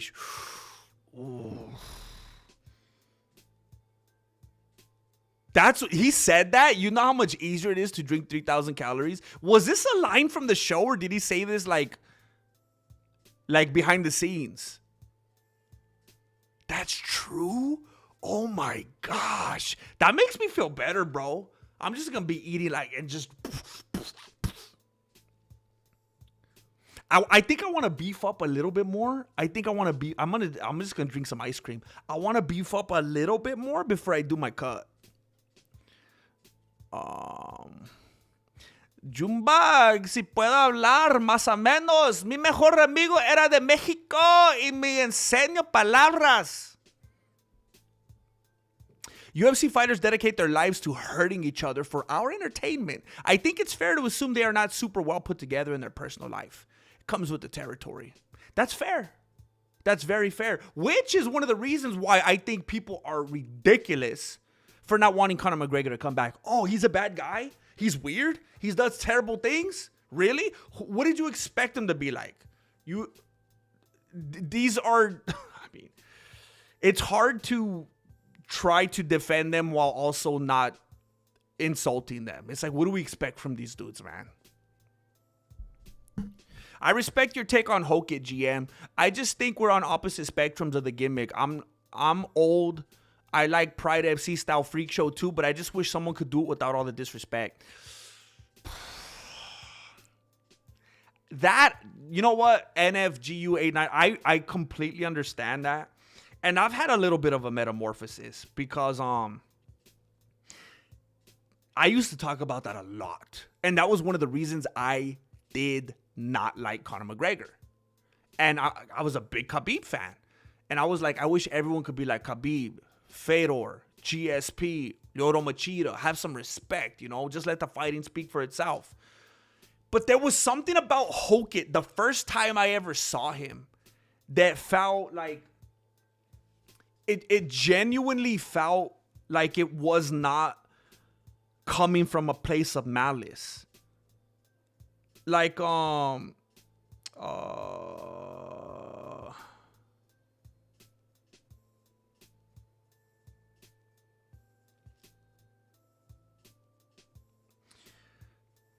again, I know I keep going back to, but like when Sean Strickland does it, he's clearly expounding on things that he really does feel that way about. Like, and I'm not even trying to I'm not saying I agree or disagree with him, but when he says things about cultures and all this and that, you could tell that it's coming from a place of reality. Which makes it even worse when he tries to walk it back and apologize, because he meant it. He meant it. Which is like the people that try to defend him, they're in a real hard position, if they care at all, to have any kind of integrity or any kind of logic to it. If they care at all, then they're in a tough position, because they're trying to claim how painfully authentic and genuine this guy is. but then also how great it is that he walked it all back and was a good guy at the end and a good sport and asked for forgiveness for all of it and said, never mind, I don't feel that way. You can't logically have both and respect both simultaneously. It doesn't make any sense. You have to like him because of the fact that he walked it back and say, okay, good, he grew, he's better than that. He doesn't really stand by that. Or you liked what he said and you agreed with it and his opinions are the same as yours. And therefore you wouldn't like that he took it back. It's they, and I hate to use terms like this because it makes me feel like I'm trying to be Luke Thomas, but that's where that cognitive dissonance comes into play. Somebody tried to use that term with me earlier today, saying that I'm executing that by trying to act like Strickland and Hokit are any different. But no, it's them to feel like both of those realities can exist at the same time. That's where it comes into play because those things don't align with each other. But NFGU 89, part of it there's a few things, and I respect, just like you said with me. I think the most important thing I can say to you is I respect your take, because people come from walks of life, different places, different circumstances, and a lot of it, the whole nature nurture thing. A lot of us are who we are because of the nature, of how we grew up. And just being a big WWF fan. I love to see those kind of shenanigans and craziness. And again, I don't like to see it when it starts to feel like it does come from a place of maliciousness. If I could tell this dude, even when he's flipping people off, even when he's saying whatever, it's like he's doing it in such a silly way. It's as if he's making himself part of the punchline. That is brilliant. The funny thing is, the way he's doing it, it allows people to think that he's just a cringy cornball and it's just like little elementary type of humor, while it actually is layers and levels deep. It's impressive, actually. He's doing this, and you know what? I said this months ago. I said this months ago. I was comparing him to Andy Kaufman. And then a couple weeks ago, I saw footage. I don't know if it was the countdown or what. There was footage of him in his room with a quote that he had on his wall from Andy Kaufman. And I was like, yup, of course. At the time, Andy Kaufman, they thought he was this cringy, wackadoodle psycho. Like, why is he trying to beat up on ladies and wrestle with ladies? And this guy's weird. But he was a genius. And it was kind of like you have to have ears to hear and eyes to see kind of a thing. Like, he knew that there would be people that would not get it and would think he was a cringy cornball. And he's like, that's fine. Because part of this shtick is making sure that happens to that group of people to create that heel dynamic. And the people who do get it, they'll get it and they'll love it. It's like it caters to the right people on the right levels. I don't know. It's just, I love it, man. I feel like I can see exactly what he's doing and I love it. It's so intentional. It's not like this ugliness coming out of him. It's this thing he's doing on purpose. So with such self-awareness that it's like, okay, I get it. You're playing this thing and I get it. Cause it's entertainment. I'm not gonna get mad at Scarface for killing dudes.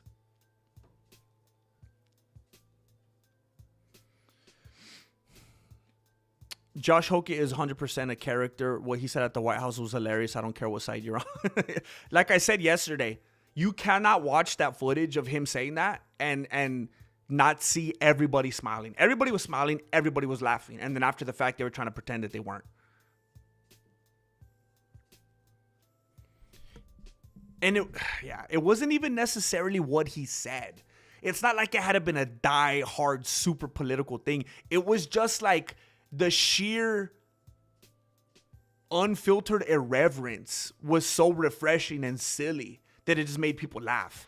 It wasn't like you had to feel a certain way politically and have like a certain level of vitriol towards someone to have enjoyed it. It was like it was just because the situation.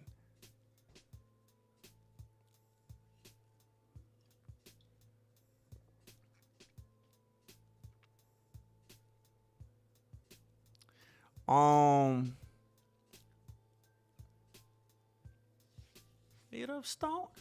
I apologize for being so far behind. Oh my gosh, okay. Jay Smith, I'm out here. I'm out of here. Oh man, I thought he was saying like I'm out here, represent. Oh no, Jay Smith is leaving us already.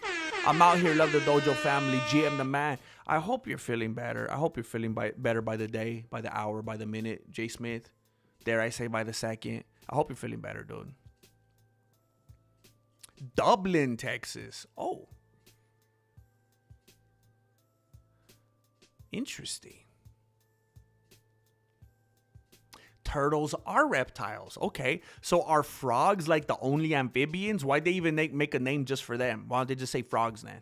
Are there anything else that's amphibians? Do you like horror movies?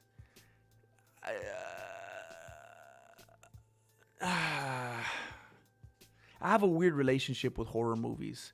I saw a lot of them. I was exposed to a lot of like some gory movies as a kid.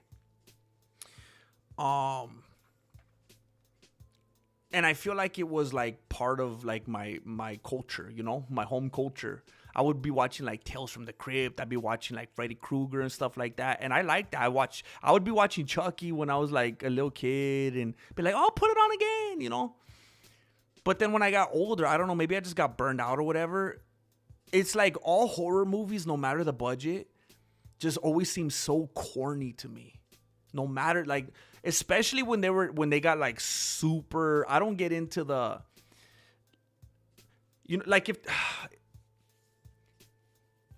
it's harder for me to get into a horror movie once it starts getting like all mystical and sci-fi and effects and stuff. If it's a horror movie like Michael Myers and it's stuff that could actually happen, then that's like, I might be able to get into it because it's like, oh, this is freaky. This could actually happen. But when, you know, you got people going through the TV and stuff, it's like, come on, bro. It started off as a Reddit post creepypasta. That's, dude. Who started it? It'd be so cool if the director, like that young kid, that dude that actually directed it was the one that started it. Like, he was trying to get it off the, like, get the momentum going off the bat all by himself. That's dedication, man.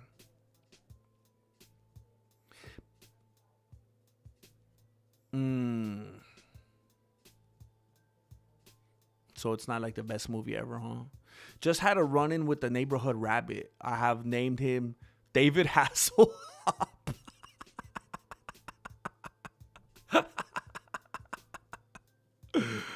Oh, that's good, man.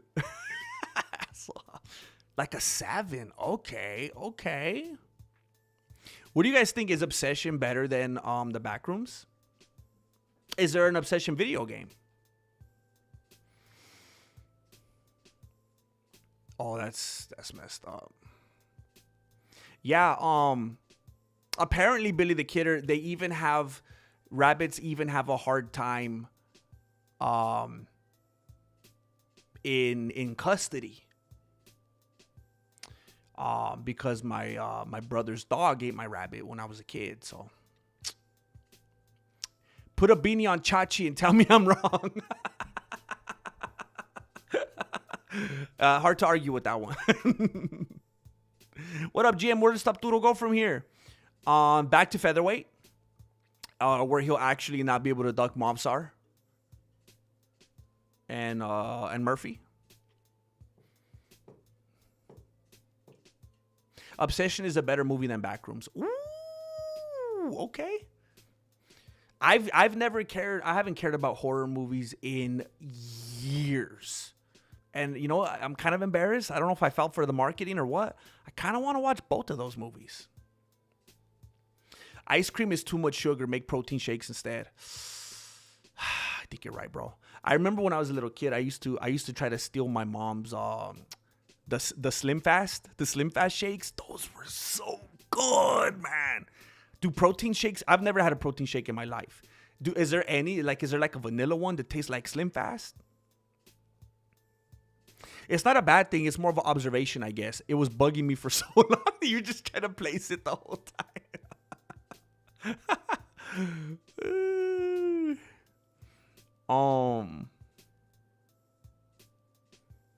What do you mean, James? Like himself? Like him? Like pay-per-view? Well, they don't need to do... Or do you mean like if people make videos about him? Should I make more videos about him or what? You know what? I told you guys, I almost made a video about him today. And it's like, I need to chill out. Because I don't want to get pathetic about it, you know? I don't want to be like, oh, like a weirdo fanboy. Obsession was a good movie. Okay. I don't usually drink milkshakes, but when I do it with a shot of insulin. That'd be funny if you just tell them at the place, just like Starbucks. And can you give me a couple shots of insulin with that? They'd be like, what? I wonder if you could sue a place for not offering that. That'd be funny.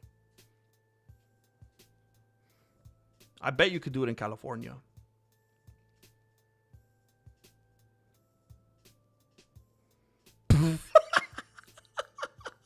That's like the worst picture of me too. You put him. Is this AI or was he wearing a beanie? What the? Oh man, that's funny. What is he? Is he Italian?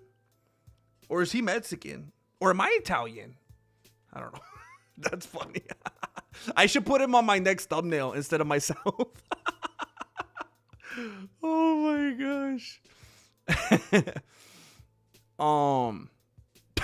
I should put him on a thumbnail. That'd be funny. Oh boy.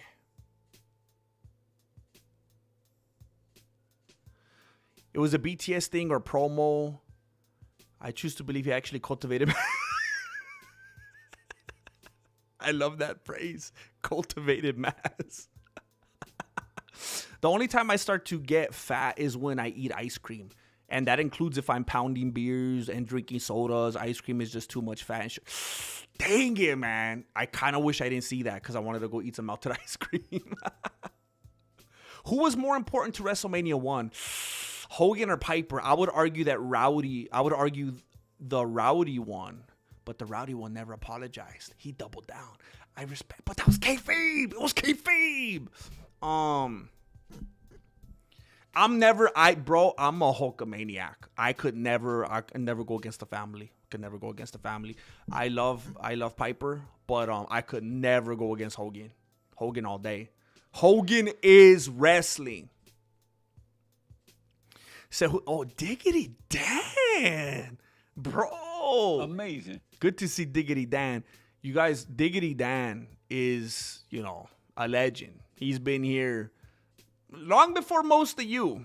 I'll leave it at that. Cejudo and Kobe walked so Hogan could run. Ooh. I think that's a positive enough comment. I almost feel like it's negative because he just does it so much better. But I think that's a positive statement because they were walking and he's running, I like it. Good to see you, bro. I thought it was so cringe at first until I understood what he was doing. Now he's my favorite. Heck yeah. Lots of people watched Freedom 250. Lots of people I watched Freedom 250 with didn't like Hogan's shtick, but they also openly admitted he must be very intelligent, and they loved the post-fight interview. And these are H-Town people. Ooh! See, this is what I was kind of alluding to a little bit ago. Even if you don't like what he's doing, you gotta have a certain level of intelligence to be able to execute it the way that he does. The way that he's executing it in a way, because nobody really liked what Cejudo was doing or Kobe. Like even the people that liked them were like, ugh. Hogan is doing it in a way where certain people hate him. And the other people are like, I am a Hulk maniac. Like, he's doing it perfectly. A dummy can't do that. This is a All-American football, college. You can't be as well-rounded as Hokit and be a dumb dude. Hokit is doing a better job at it than Covington. Hokit, you could still see the man behind the character, but Covington is more annoying than funny. Yeah. I agree. And I tried to, because you guys know how I am. I love the Freak Show. I tried to like it. And I said some positive things, especially more Cejudo than Covington. I tried to like it, but man, it was hard with those dudes. He's doing a better job at it. With Hokit, there's something endearing. And look, the people that don't like Hokit and don't like... I feel like the people that are hating Hokit, I feel like they're not picking up on this. I feel like if only they would feel different. I feel like they're not picking up on the fact that, like, you're seeing Cheese Line Man, you could still see the man behind the character, and there's something... You can see that there's something endearing behind it, that there's some redeeming qualities behind it. You can even see when he's doing his and then he walks out of the cage and he's like, and he's just like this dude and he's normal and it's like, oh, he was doing a thing. And I don't know, man. Some people just no eyes to see, you know. I see you're a DDP fan, and by that, I mean Diet Dr. Pepper. Yes. I almost got very confused because, yes, that is the only DDP fan that I am. Only fan of DDP fan that I am. Yes, 100%. Has the most sodium of all the diet sodas. It's so good.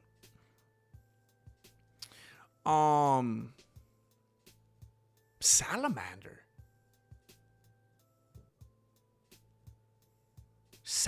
Oh, I was thinking that dude that wrote Catcher in the Rye. I was thinking of JD Salamander. Oh my gosh, bro. I was like, we're talking about so a salamander is an amphibian or a reptile? I thought a salamander was just a lizard, bro. I'm way tired. I hope there isn't a movie night tonight. I will miss tonight. It is not tonight, Billy the Kidder. It looks like it's gonna be Thursday.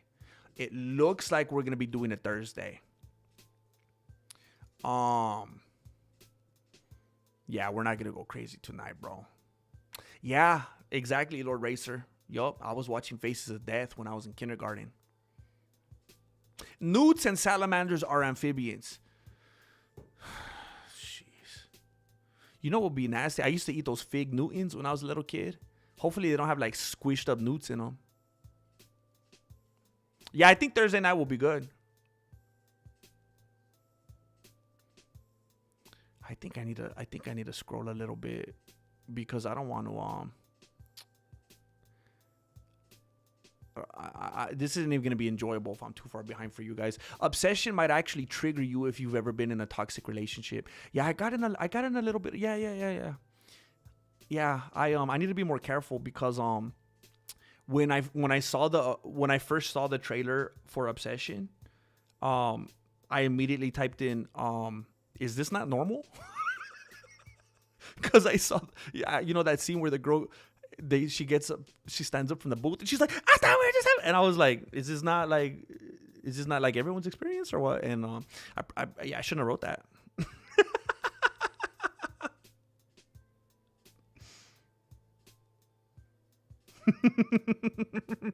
So you AI'd it, man. AI is too good. That is scary good because my first thought was that it was AI. And then I was like, no, that looks too real. Oh my gosh. That is concerning that is AI. That is crazy. Nightmare on Elm Street is my favorite franchise based on a true story of a bunch of kids from Cambodia in California who fled the dictatorship, were having dreams of someone after them, and they passed in their sleep. I didn't know that was based on any kind of reality. What the heck? Wow.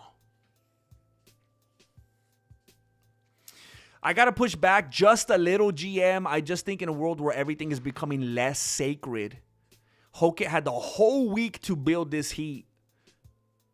This heat post-fight comment was too much in the world we're in right now. I understand that. And I always say this. I always put out this disclaimer. I'm a little bit sick in the beanie. Maybe a lot of it. So I'm very much aware that my bar is in a different place than a lot of people. And I'm, kind of like a Chandler Bing kind of quality where I need to make everything a joke and I need to be silly. For example, and look, I'm not trying to make you uncomfortable or be offensive or anything like that, but like how you said, it was too much in the world that we're in right now. And I'm like, when I hear the news that we're in right now, the world that we're in and everybody talking about how crazy it is and war and blah, blah, blah, I'm like, like, I'm just like, and I know a lot of people don't like that because they're like, you should take this more serious. Do you understand? And I'm like, bro, people went to war and killed each other and did terrible stuff to each other's women and to each other's children and men and blah, blah, blah, blah, blah, blah, blah, blah, for centuries and centuries, and they'll continue to do it. Me taking a stand and putting out some hashtags and stuff like that isn't going to change anything. So I'm not going to pat myself on the shoulder and act like I'm making any kind of a difference. I'm just going to be like Josh Hokit. And if I could provide any kind of levity, any kind of comedic relief whatsoever, any kind of distraction, any kind of entertainment, then I'm going to try my best to make you laugh and to make myself laugh and to just have a silly time. So I guess I'm the wrong person to, like, I get what you're saying. I do get that. It's almost like I have no respect for that kind of stuff. I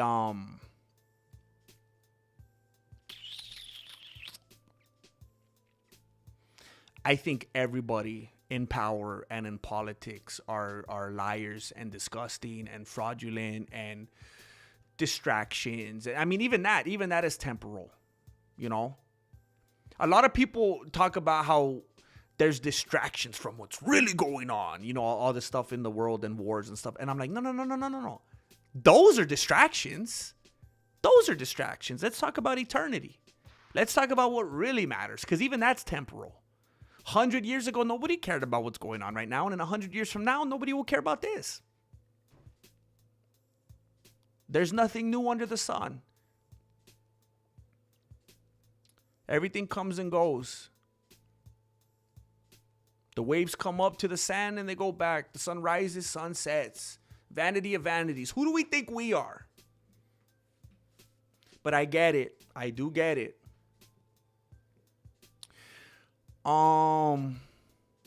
James Bishop, Transparent Labs has the best protein powder. But James, does it taste like Slim Fast?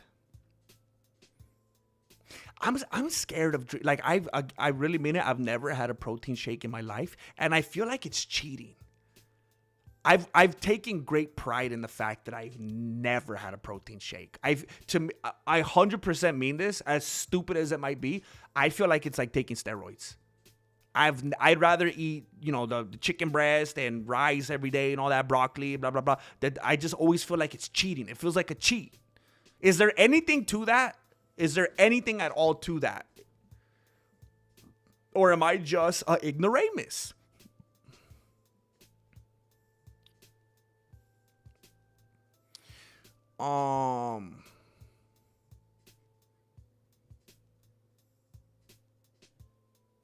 Marloca says number 12.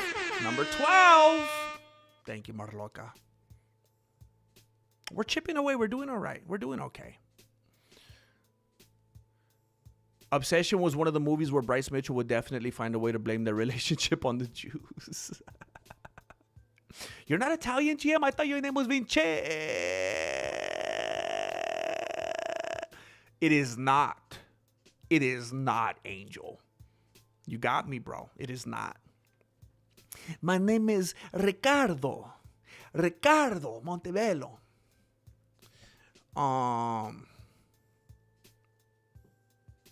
I was working in a nursing and rehabilitation facility, and we would keep a stockpile of extra Ensures in our kitchen. Yeah, I'll probably sneak one or two. They taste like chocolate milk. Ooh, chocolate milk. I was just going on the other day about how I don't typically like chocolate. I don't like chocolate cookies. I don't like chocolate ice cream, chocolate blah, blah, blah. But chocolate milk is different. That's an exception. You're making me think this over. Diggity Dan, look you Diggity Dan with his green card. We are family. Ooh, I got Diggity Dan with me. Welcome. I mean, you already been a part of the familia, bro. But you look good being a gringo in here, bro. Thank you so much, Diggity Dan. Diggity Dan. Remember that old song? It was a commercial. Never mind. Diggity Dan has been here so long, his self-inflicted has a different color beanie. Oh, what the? That's crazy. I didn't even notice that. That's right. He re-upped, man. He re-upped. Heck yeah. Thank you. Yes, Exile 420. Dude, when I discovered Impractical Jokers, I was like I'm not exaggerating. I was in tears. That was like a show just like laugh out loud like constantly. It's so good. I was so mad when that dude left. It's like, bro, at a certain point, we just know that everyone in Hollywood is all cochinos and doing stuff they shouldn't be doing. Don't leave the show. At any given moment, I'm assuming all the dudes on the show are cochinos and they're all doing stuff they shouldn't be doing. Just come back, bro. Who are you helping by leaving the show? James Bishop! What's an amphibian? What's an amphibian? And how can we send them back to their country? What's an amphibian, Grandmaster 2026? Very good to see you, dude. Glad that I finally caught a live. I'm so happy to have you here, Diggity Dan. It's a different kind of experience, I know. Especially tonight. You know, a lot of the time, I promise, Diggity Dan, a lot of the time we're actually putting forth the effort. A lot of the time, not all the time, but a lot of the time we're actually putting forth the effort to talk about MMA and UFC type things. But today we're talking about things like horror movies and amphibians. So it'll get better, bro. It'll get a lot better. I never worked out at Legendary Gnome, and I'm kind of scared to swab myself and send it because I heard that once you do that, you're basically giving them the green light to clone you. Now, I will say this. I don't mind getting cloned if the cloner allows me to keep the clone. That way I could use them to help me edit and make more videos. But if they clone me and then like maybe I don't even know I'm a clone, the other one's somewhere else, like in some kind of a tank or something, that does me no good. So it gets tricky. You could use a few more Benjamins right now. More logo. More logo. Oh. Huh. What you talking about? Somebody, I just got a Reddit posting. Someone on Alex's PR team needs to tell him to shut up and delete his Instagram. What did he do now? Look at the photo someone put up. Will Smith in prayer. Like he's slapping him like he slapped, what's his name? Chris Rock. Maybe Herb should just be good at his job. LOL. Honestly, it's about time someone goes after the UFC for allowing fighters to hit on the back of the head. You don't get to go after the UFC for it. You go to the commissions. Let's be real. He wasn't going after the UFC. He was just mad that it happened to him.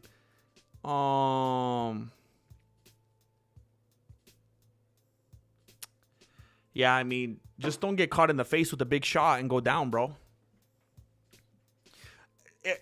even without the illegal strikes, I mean, does anybody here think that fight would have went any differently if it wasn't for those strikes? Does anybody here think Pereira would have won if he wouldn't have took like 4 shots to the back of the dome? No, it's not cheating. It's more bioavailable protein than eating it. You have to use energy to digest all those solids. It's just smart. Best way to bulk. Ooh, wow. Wow. Isn't it good, though, when your body uses that energy to digest those foods to solids? Because then your metabolism is going and you're burning calories, you know? So in that way, can't protein shakes potentially make you chunky? Because they're not helping you burn the calories and get the metabolism going like if you ate it, right? Fair life is the best. Fair life. Today is a brutal day of trolling for me, as the last 5 years in hell. What the heck? Today is a brutal day of trolling for me. Wait, you been in hell? How'd you get back? To hell and back? They are harvesting DNA to find the psychic bloodlines. Oh my gosh, bro. You already know I'm gonna be looking up YouTube videos on this tonight, bro. Shama. No, but gay win? What? Billy, no. They have already bred in. No, all else are food. Oh, jeez. We're talking about the Anunnaki or what? Yo, man, I need to hit the gym again. The MMA and Daniel Comer shirt I got are fitting me like a crop top these days.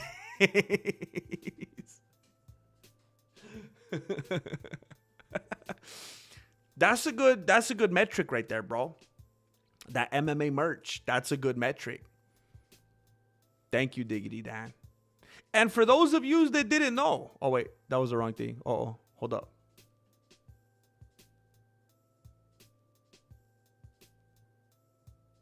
Wait, did I delete it?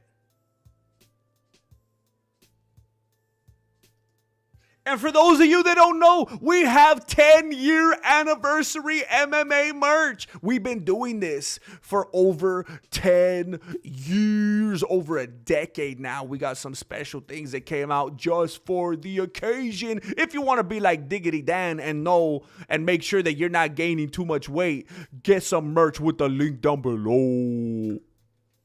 Thank you, Diggity Dan. Thank you for the lob. Heck yeah, man. I'm in the same boat, Diggity Dan. I need to get serious. I've been having too much melted ice cream. Malakali. Phone died. I'm back. Phone died one? Me. I'm back in black. Phone died on me. Which layer? Oh, shoot. Yeah, I thought about it, Star Viper. Because I'm curious, man.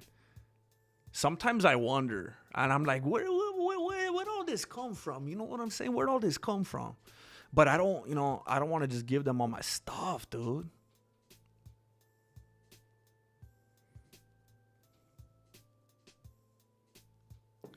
Heck yeah, dude. But you guys can't cheat. You can't get oversized merch. Because then you ain't going to be healthy. You ain't going to be fit like that. In my opinion, Deck 8. Ooh, oh, Lord Racer. That's brilliant, dude. Oh, that's good. Wow, man. This is one of those things every once in a while when I see something, I'm like, I should have thought of that. I should have been me. Let me see. In my opinion, is solid. In my opinion, it's solid food, but shake or solid form is important to eat enough fat to properly absorb the protein. With that being said, gotta go to bed. Love and blessings. Much love, Angel. Hey, Angel. Just remember, and you guys that said this, don't be big fat liars, all right? There's people in this chat right now that said that they were going to be praying for Angel Padilla because he has a job interview tomorrow. Don't forget. Don't forget to pray for this dude. And Angel, don't forget to set 5 alarms so you're up and fresh and ready. Don't forget to floss. Just be at your best. We'll be praying for you, bro. Much love.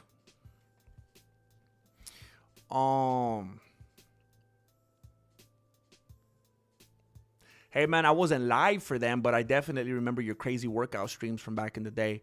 I miss those days, man. I miss them. And I need to let them motivate me, man. I need to get back into it. I need to hit that Mexican Richard Simmons, you know? Sweating to the East Side oldies, the oldies but goodies, you know? Right before my doctor injected me with COVID, he pulled up my shorts and said, it's going to be bad. It's going to be bad. It's going to be bad, Mr. More Than Jab.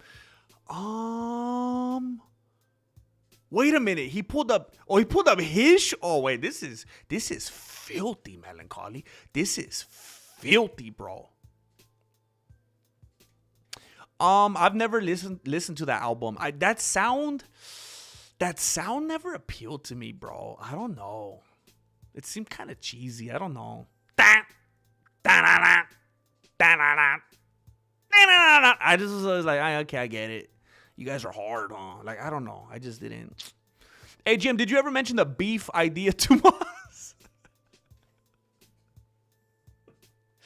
Okay, I'm glad you brought that up. I felt really bad because I mentioned it to him yesterday before we shot the video. And he kind of starts laughing, kind of slowly. And he's like, that's what happened. I'm like, what do you mean? And I guess somebody from the chat took it serious. And they like went and torched him. And he was like, I don't know why they were mad at me. They were saying that I was like that I was treating you bad. And I was like, what's going on?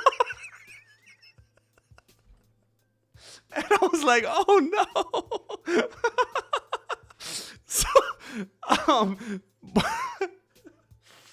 and he's like, I didn't respond to it because I thought maybe I should talk to you first. So I don't know if that person's here right now. I was joking around. Me and Moss are homies, man. We're BFFs, bro. We are the best of. You guys know I don't collab with anybody. I don't like to collab. I don't like to do anything, dude. I don't even like looking at myself in the feed, bro. And we get along fantastically. You know, I remember when we started it, I thought it was going to be like a first take kind of thing where we were going to be disagreed and arguing. Oh, here's where you're wrong, bro. And blah, blah, blah. But it's like, dude, do we have the same brain? Like we see eye to eye on so much. And yeah, I mentioned it and he thought it was funny. And oh, man. Yeah. NFGU89. Thank you, bro. Thank you so much, dude. Thank you for supporting. Thank you for getting us to that big 14. I love this sport. I know at its core, it's... Oh. That's not a bad word, is it? Because it's like a chicken, like a rooster. I know I love this sport. I know at its core... It's funny that you did that, though. I like that you did that. It's human cockfighting, but Hoke is red hot. Red hot. And for me, he could have taken the heat to build up that week and walked away just as big of a star without all the papas. He 100% could have.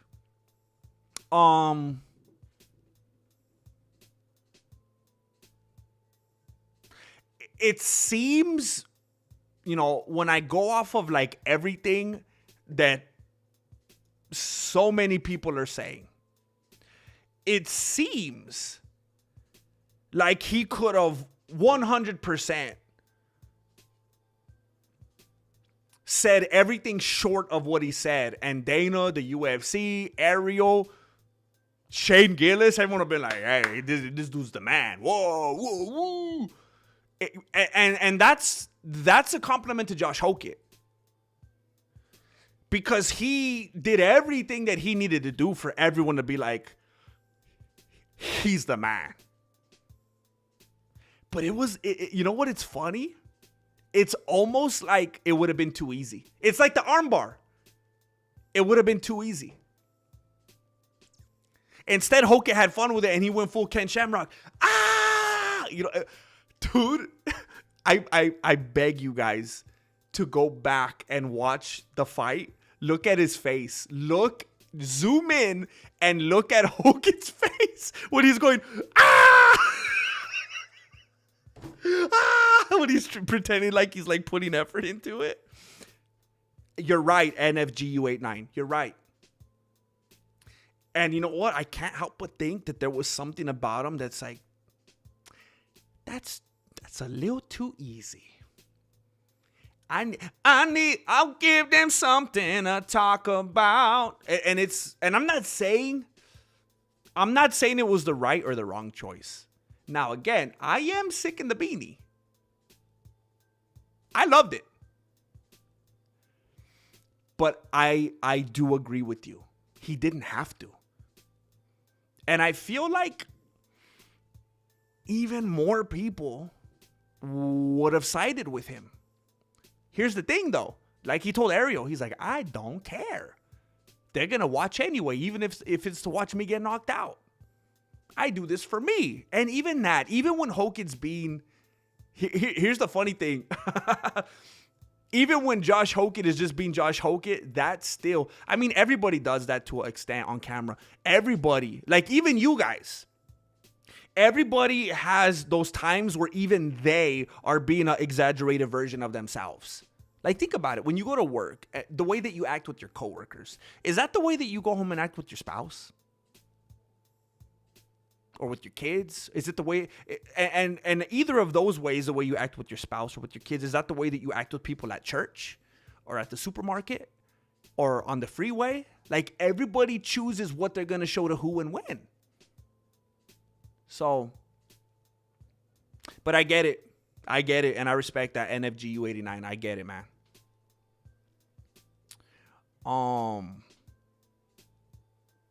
We thought of it together. Dojo rules.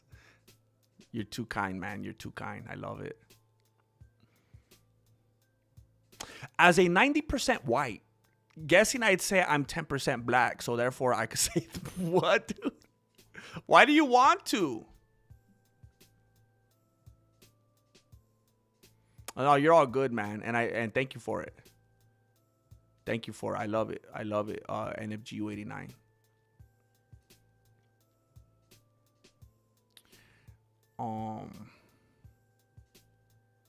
Heck yeah. I get more props than Stanley Kubrick's moon landings. I love that there's like-minded people in this community.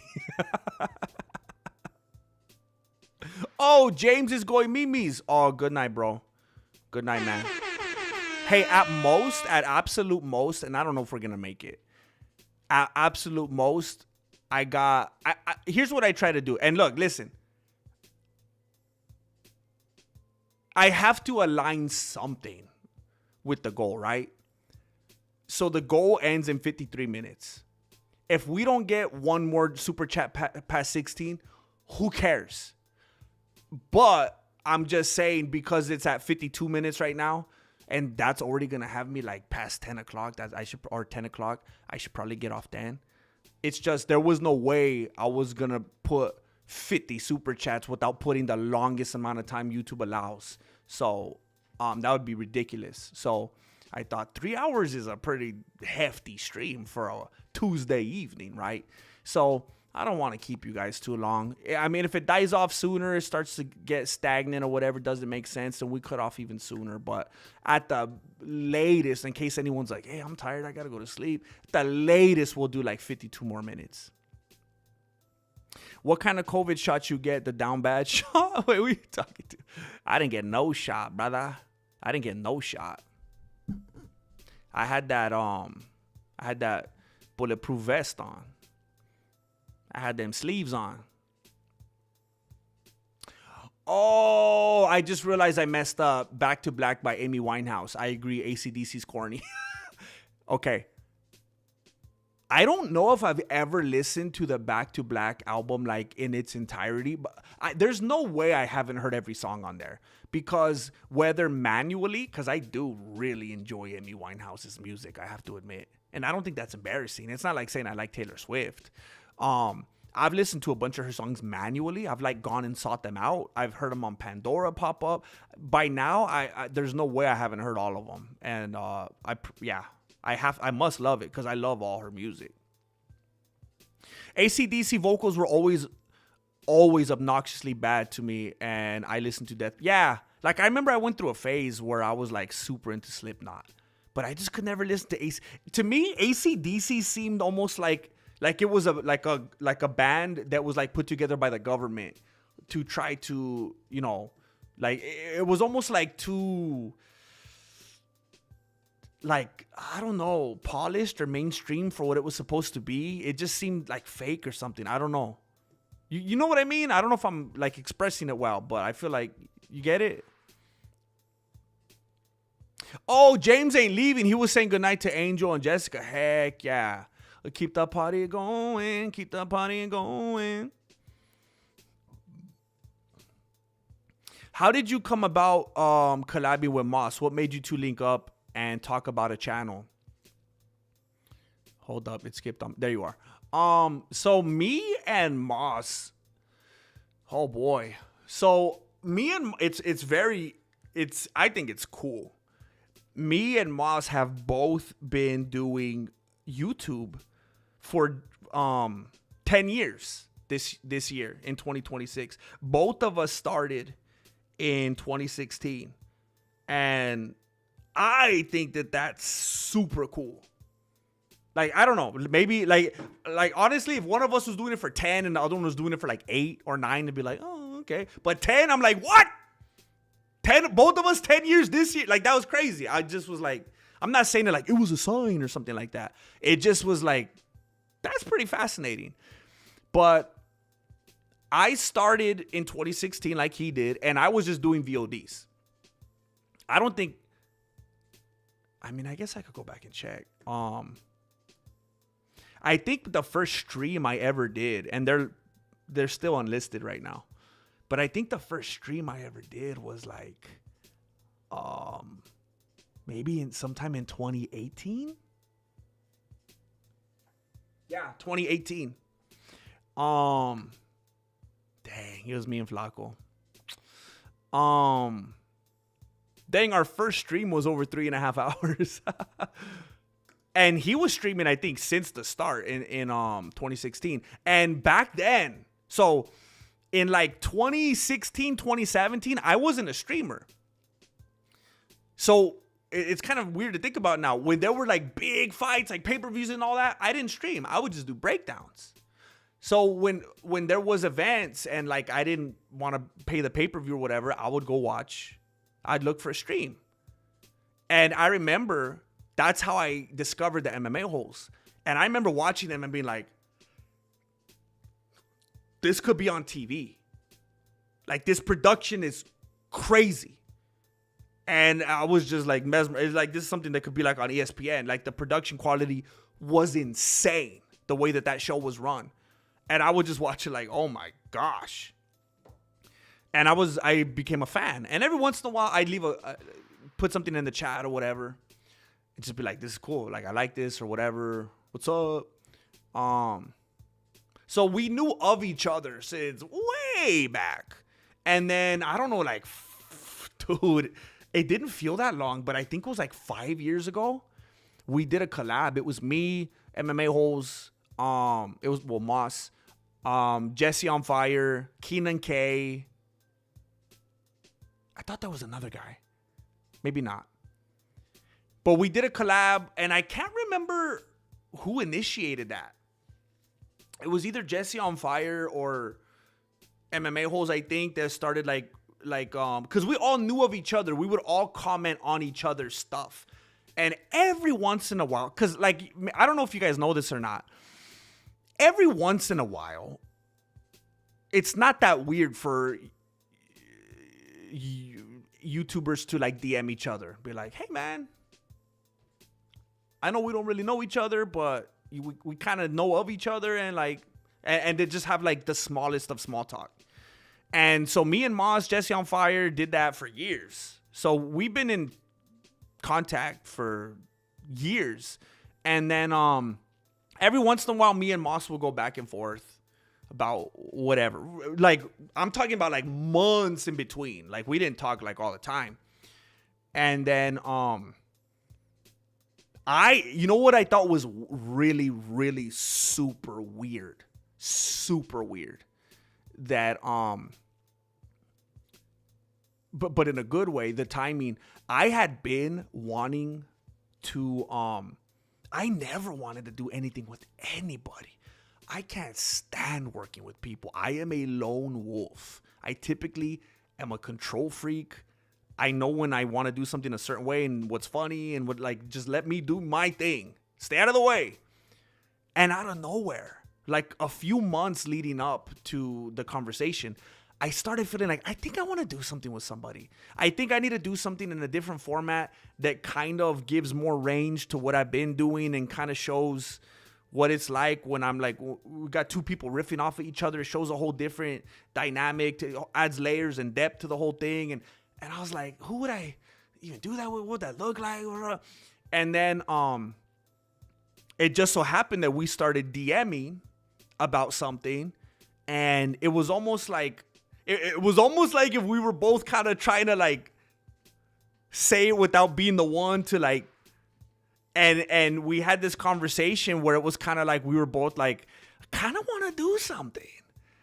And then it was like, oh yeah, you know, oh sure, yeah, let's do something. Like we were both kind of feeling that way.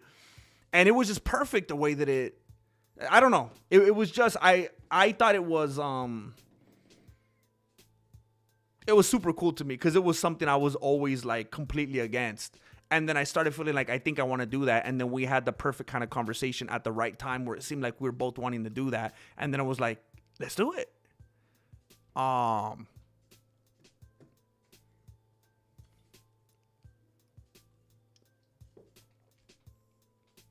No, it wasn't at the movie premiere. We had already done, I don't know how many episodes before we went to that movie.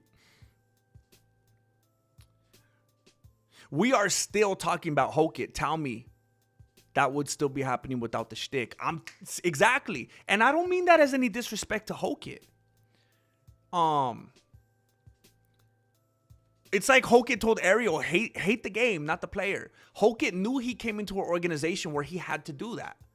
And it was like, the whole time I was like, hey, Ariel, hey, stupid. And Ariel even said it toward the end of the video. He's like, you know, you're here because of all the stuff you've been saying. And it's like, hey, dummy, then why you've been trying to grill him for an hour, acting like he shouldn't be saying that when you yourself just admitted that's the only reason that he's here and everyone's talking about him. He knows how to play the game. Mexican martial arts, first person I ever saw to clap back against mainstream media and say Izzy lost against Yoao. Dude, was my YouTube sanity check after that fight. Yeah, man. And, you know, maybe it meant more back then, you know, because I used to get a lot more views back then.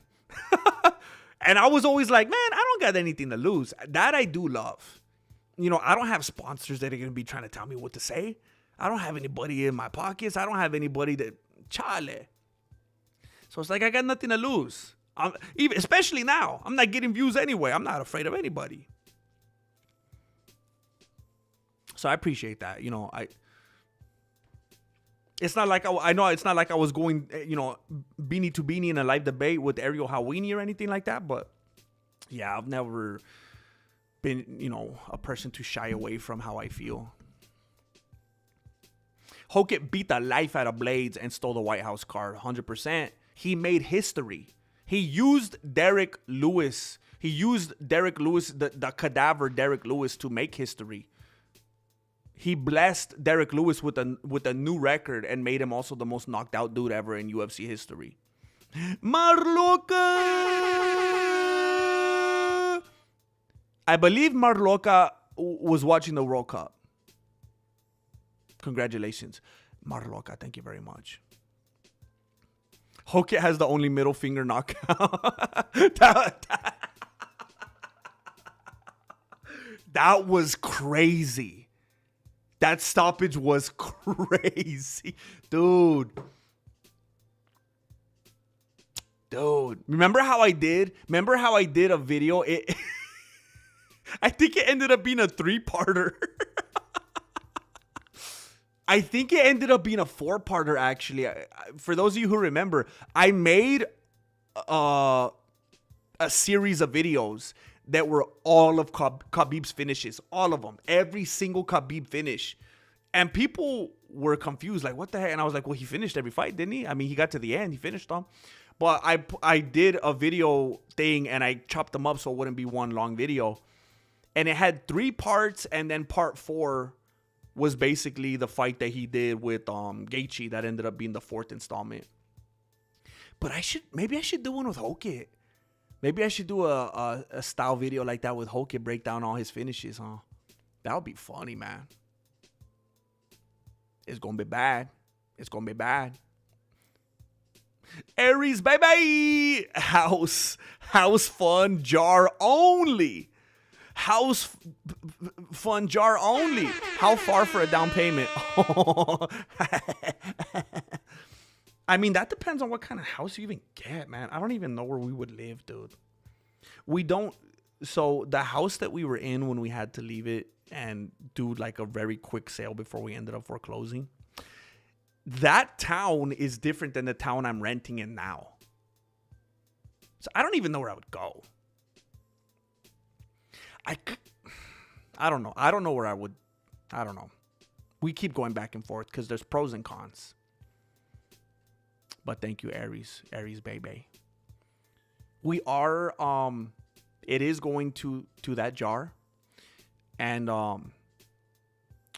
we are reading the Dave Ramsey book. So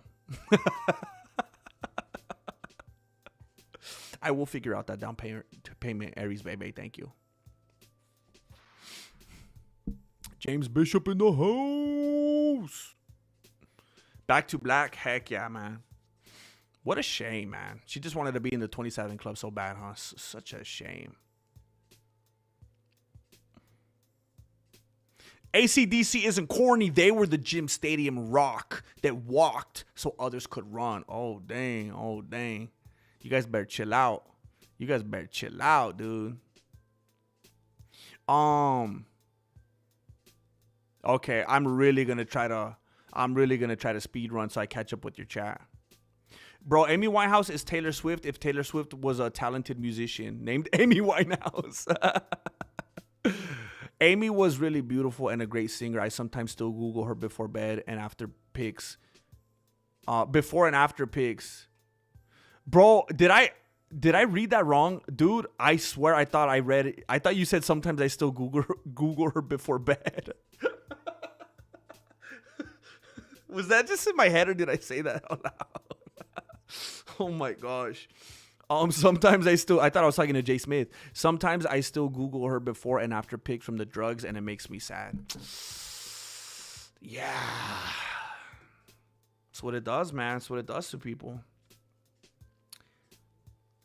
And they don't care. That being said, I hate the vocals on AC/DC. AC/DC's formulaic. We're starting a war. Marloca loves Amy. Lupe Fiasco. Whole album where he raps from the perspective of Amy Winehouse as a battle rapper called Sap. What the heck? That sounds like a whole acid trip, bro. How's that even a thing? That's crazy. What the heck? Everyone thought AC/DC stood for Antichrist Devil Child, and then during an interview, they asked them about it, and Dude was like, no, I saw AC/DC on my sister's sewing machine power cord. Oh my gosh. MMA Hoes and Moss is like South Park MMA. Wait. I can't tell if that's... That's the homie, so I don't want to be disrespectful, because I hate South Park. So I don't know if that's a compliment or not. GM is an MMA host fanboy. He bought the t-shirt. I do have the shirt. I have 2 shirts, actually. Let me see. MMA host blocked me way back in the day when John Jones made an appearance. I told him the earth was flat, but I got this. I'm working on him. I'm trying to let him know about the earth. Wait, where are we at? Mona Kenny. Mona Kenny. Aztec MMA and Moss MMA are funny and talented folks. Appreciate. Who's Aztec MMA? He speaks more fondly of Moss than Marilena.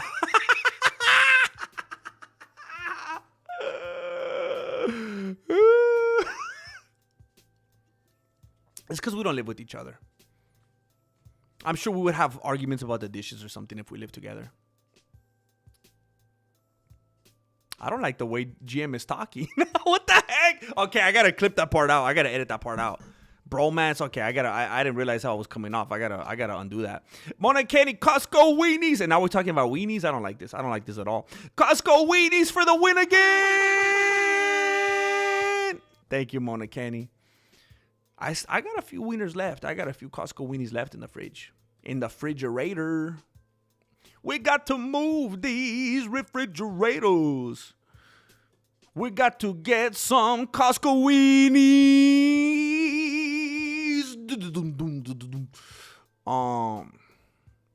Thank you, Star Viper. Thank you, Star Viper. Dang it, Aries. Dang it. I'm cutting that out. No doubt. No doubt.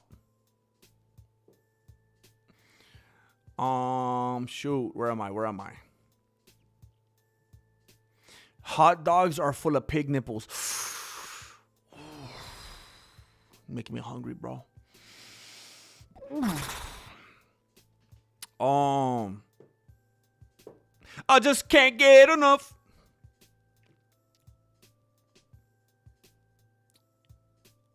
I lied, not done, sorry. But I think this whole gimmick in MMA era is less about Hokit and more of an indictment on the MMA community as a whole. Hokit is a product of the low bar in the environment.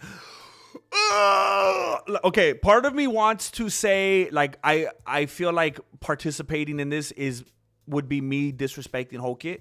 But I agree, because Hokit is only doing this because of that. Hokit is only doing it because he's aware of the ecosystem and what it calls for. So he's intentionally catering to that. I agree. Home is where you make it, not like to homeboys naked.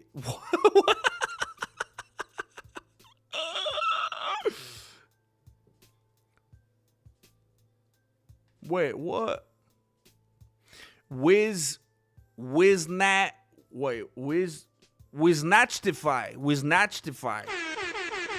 Getting us to number 18. Getting us, bro, we get to 50 donos like every day. 50 donos seems somewhat exorbitant. All record contracts are from Moustard, the Bank of London's Rumpelstiltskins. Pook! Wiznatchtify, thank you, bro. Thank you, man.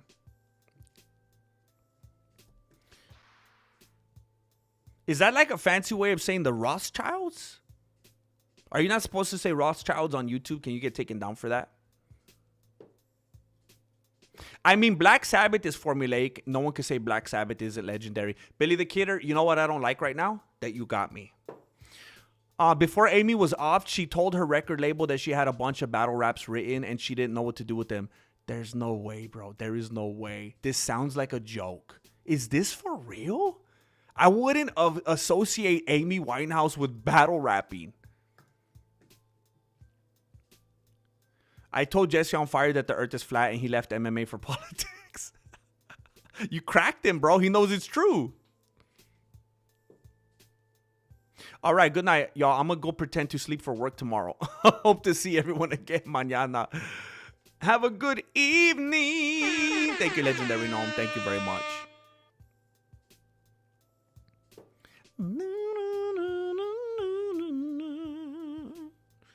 All right. All right. And then there were 64. Amy Winehouse definitely has some battle rap in her. Blank Me Pumps is pretty much interesting. Interesting. Wow, man. I feel like a noob now. There's a lot for me to dig in. Mike Lane. Banger stream. Banger stream got me through work and leaving in a great mood. What a community, man. Talking about it now, Mike Lane. Thank you so much, man. Thank you. Mike Lang. This is why we do it, Mike Lang. This is why we do it. I love to hear that during the commute, mowing the lawn, working, being an insomniac, trying to fall asleep. Bro, I take my earbuds in the shower. I like being able to provide that, man. Getting through the work and leaving in a great mood. Thank you for sharing that, Mike Lang. It's real, GM. I would not tell a lie. Nixon is buried near me.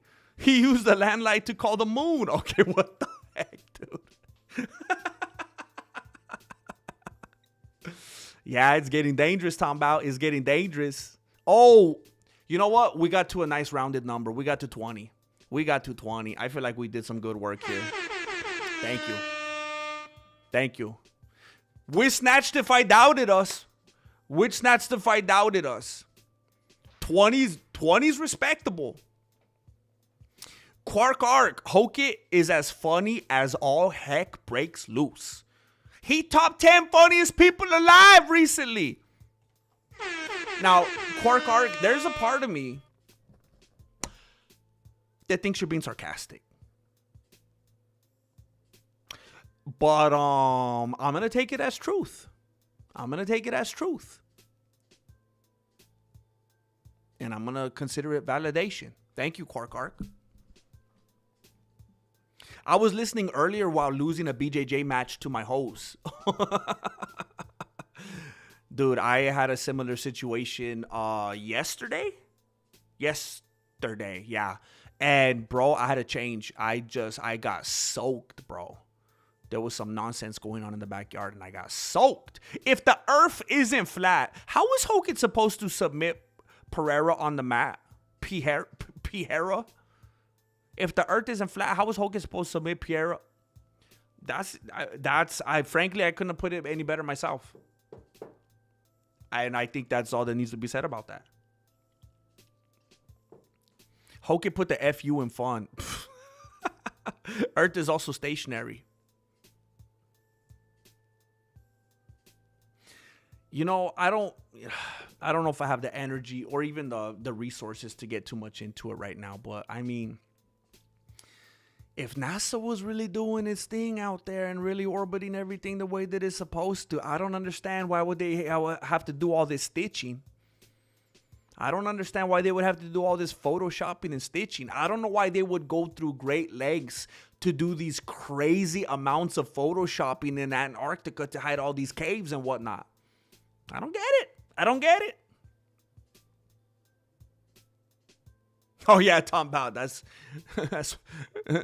what I meant too. I agree with Snatchtify. I agree. I hope he's not, because he is hilarious. Uni degree smarts. NASA manufactured space in their minds. I talked about this before, and I was getting too close. I was flying too close to the sun. They're calling me Archimedes. NASA. I mean, that's real close to NIZI to me. Real close. NASA. I mean, I think NASA is how you say Nazi in English, right? Because Nazi is German. So if Nazi is German and you translate it to English, it's NASA. Do people not know that NASA was created with all the Nazis that came over from Germany? I mean, this is the thing that we're putting all of our faith in? Oh my goodness, man. I don't got the energy for this tonight. So Josh is fun, but Kobe isn't. I mean, if I remember right, I don't think I ever gave Kobe a hard time for doing his thing. And I often applauded Cejudo for doing it, because I knew why they were both doing it. But you're right, dude, because a lot of the community that just aggressively hated Kobe loves Hokit. And you know what? I don't think that's completely fair because somebody said it earlier. You could still see like the person coming out behind the character with Hokit. With Strickland, it kind of just seems like a lot of that stuff's coming from a real place, and he's just like a bad dude with some malice in his heart. Colby Covington, I don't think he's a bad dude. I really don't.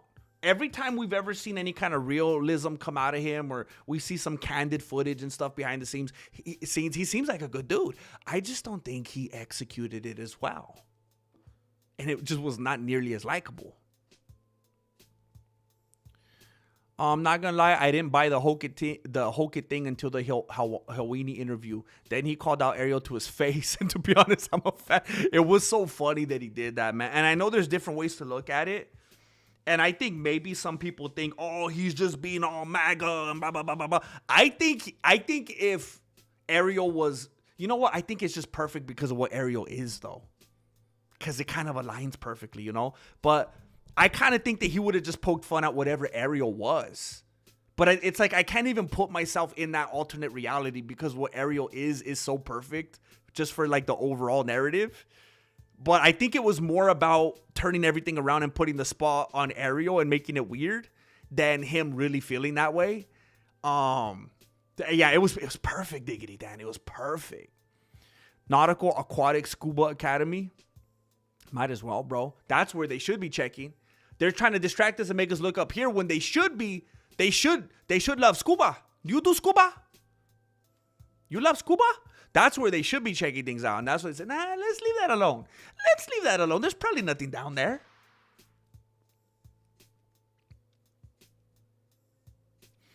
Yeah, it was just Colby didn't execute it correctly. You know what I still think about sometimes? Late Night with the Grandmaster. You know what, Tom Bao? I have thought about Late Night with the Grandmaster so much more often recently. I don't think it's gonna be the strangest thing if you see it pop up sometime in the near future. NASA means to deceive in Hebrew. Oh my gosh, bro! I'm gonna go down the rabbit hole, bro. Bro, call me Peter because I'm going down that rabbit hole. Dude. Hokit is funnier than Colby, but he fights like Kane. Ooh. Colby wrote checks his butt couldn't cash. Never a cool move. Also, he's one of the he's a one-trick pillow-handed pony. I thought we were talking about Max Holiday. Yeah, you're right. You're right, Billy the Kidder. The whole system is a show. We have been shown this for years, 100%. And you know what? I was thinking about it the other day. It's almost like it's part of the agreement. It's almost like if it's part of the dance that this force, like if it has no, you know what it reminds me of? And I know I'm gonna make some of you feel uncomfortable right now. And kind of turn off and tune out of what I'm saying. Because not everybody, I know some people like the conspiracy theories and some people are like anti-government and Big Brother and blah, blah, blah, blah, blah. But not everybody is, not everybody is like, not everybody's, And it kind of reminds me of like when Satan had to go to God in regard to Job. And he knew that he didn't have that power. He had to go with his tail between his legs to God and be like, hey, I kind of want to come after your guy right now. And there was, if you know the story, you know the story. But I was thinking about it a while back, and I always thought it's so weird that like Hollywood and the music industry and like they'll literally put things right in front of our faces. Even stuff like NASA and the silly way that, we lost the tapes and the technology. Like all the stuff that they do, it's so poorly done. It's like they're blatantly rubbing stuff in our faces. Media, music, culture, it's like they're just dancing around right in front of our face. And it's like, why would they be so obvious? And then I started to think, I wonder if there's some kind of like something bigger than us, bigger than life, some kind of arrangement or this kind of dance, this kind of agreement where it's like they have to do that. Like somehow humanity, somehow mankind is given like this heads up or this like, okay, if you have eyes to see, if you have ears to hear, I mean, it's being rubbed right in front of your face. Are you going to put the dots together? Are you well read? Are you equipped? Do you have are you equipped to see what's going on right in front of your face? And it's kind of just like it was back in like biblical times. Even the dudes that were right there sitting Indian style right in front of Christ, it just whoop, in one ear and out the other. And some of them would be like, yes, I'm on board. I get it. It's like you're either going to see it and hear it or you're not. And sometimes I wonder because it's so rubbed in front of our faces that it's like it has to be something like that. Like if it's like mandatory that they have to do that. Like they can't work in complete secrecy behind the curtain. Like they have to give us something. I don't know. Like as weird as that might sound, do you get it? Do you at all follow what I'm saying and like it makes some kind of sense? Otherwise, it's too weird. Like, how could they be that bad at their game, you know? There's nothing accidental about it. It's being paraded in front of us.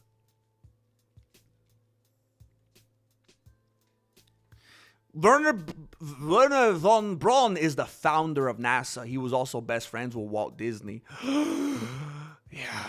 No Nazi is acidic. Khazarian, Arkanazi, something House Ling, usurping genocide Martians. Enough! What the heck? Kobe did it out of necessity. Hokie does it for the love of the game. Ooh. Also, Hokie stole all of Gable's hype this year. 100%. 100%. Nobody cares about Gable anymore. Gable is just that dude that evaded his own Conor McGregor type allegations and is homies with John Jones. What are we doing here?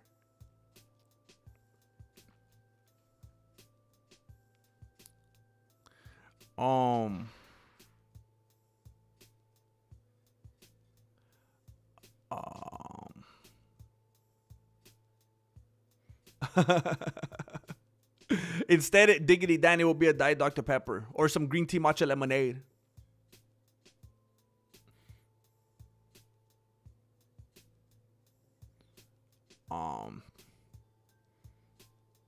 Why are we talking about Hasselhoff? Oh, Hasselhoff. Oh, you brought it back, dude. Baki. What's up, Baki the Wanderer? Because he's the Wanderer. Yeah, the Wanderer. All the world is a stage, and God sent me here to shake spheres. Dude, hey, you're on fire tonight, Lord Racer. Wait, what's late night with the GM? Aries baby, long story short.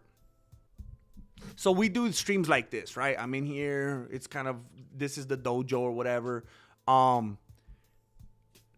mean, man, I feel like the last one we did was several months ago. Every once in a while, I would just pop up out of nowhere, and it'd be like midnight. It'd be like 10, 11, midnight. And I would just do it. Like, it would just be black. Like, just, well, that wasn't black at all. But, like, the screen, it was just, like, every once in a while, I would show the camera, and you could see, like, the moon and stuff and trees. Like, I would just do it, like, dark, dark, dark. Most of the time, I would do it, like, outside. I'd go outside. I'd be kind of quiet because I don't want to wake up the neighbors or whatever. And I'd be like, thank you, ladies and gentlemen. You are listening to Late Night with the Grandmaster. It was kind of like just like an old school, like, radio station. It was basically a stream. But it was late. I'd go outside. It was dark. You couldn't even see anything. We would just chop it up. Just be like, you up type vibes. I just talk for a little bit. It was just a whole different atmosphere. You know, it was cool. I miss doing it. The powers that shape our reality cannot be human. Eating people and the innocent children. Distinguishes? Disgustingness. Demons! Dang.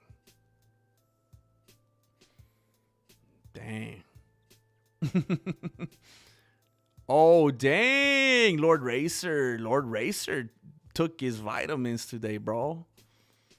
Dang, bringing it.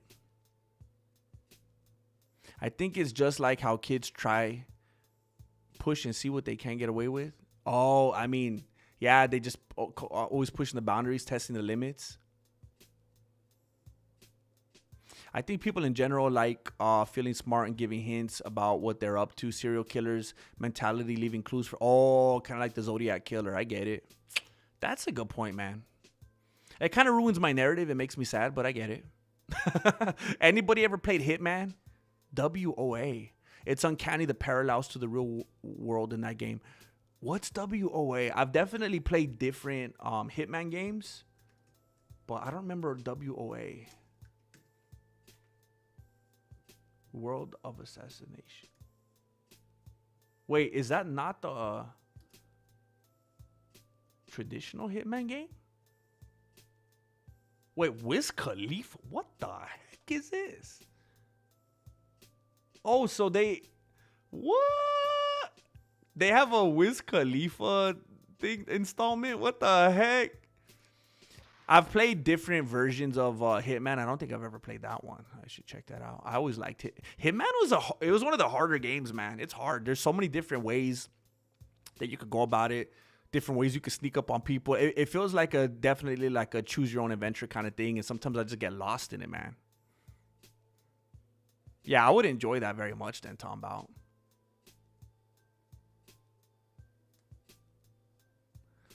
Don't push me, cause I'm close to the algebra.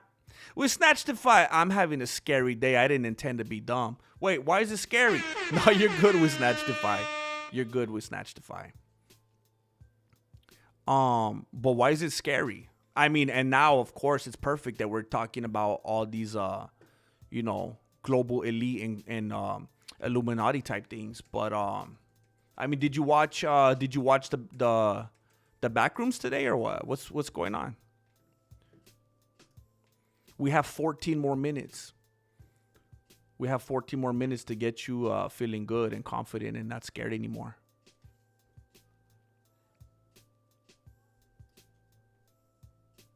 Oh no.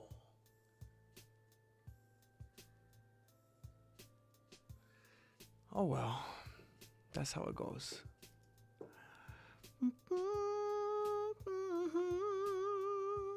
Interesting. Marloca.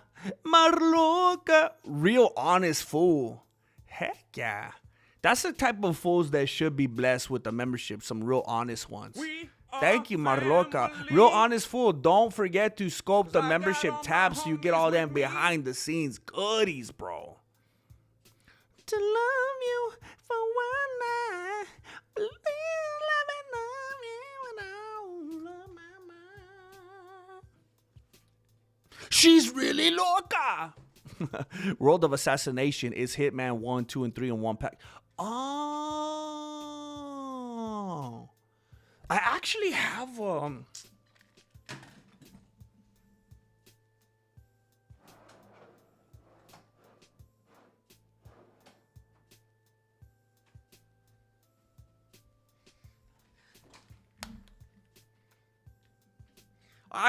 Hitman 2.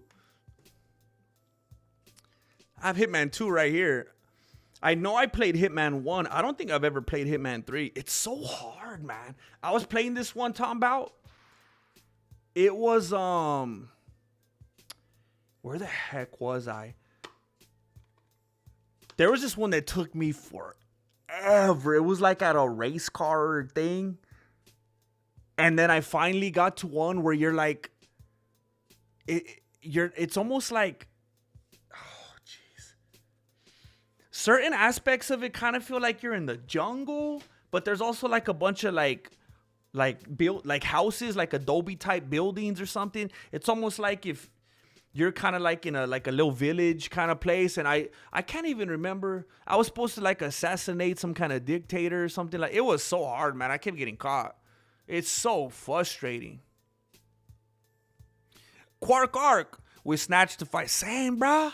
Extremely peculiar and deceptive dominion. Times act smart. Deceptive dominion time. Wait a minute. Why is everybody... What's going on, man? Why is everybody having like some crazy things going on right now? Are we all eating some weird things before bedtime or what? Oh, Marloca. I thought that was like one of the trolls. Very colorful lady. Every morning there's a halo hanging from the corner of my girlfriend's boyfriend's bed.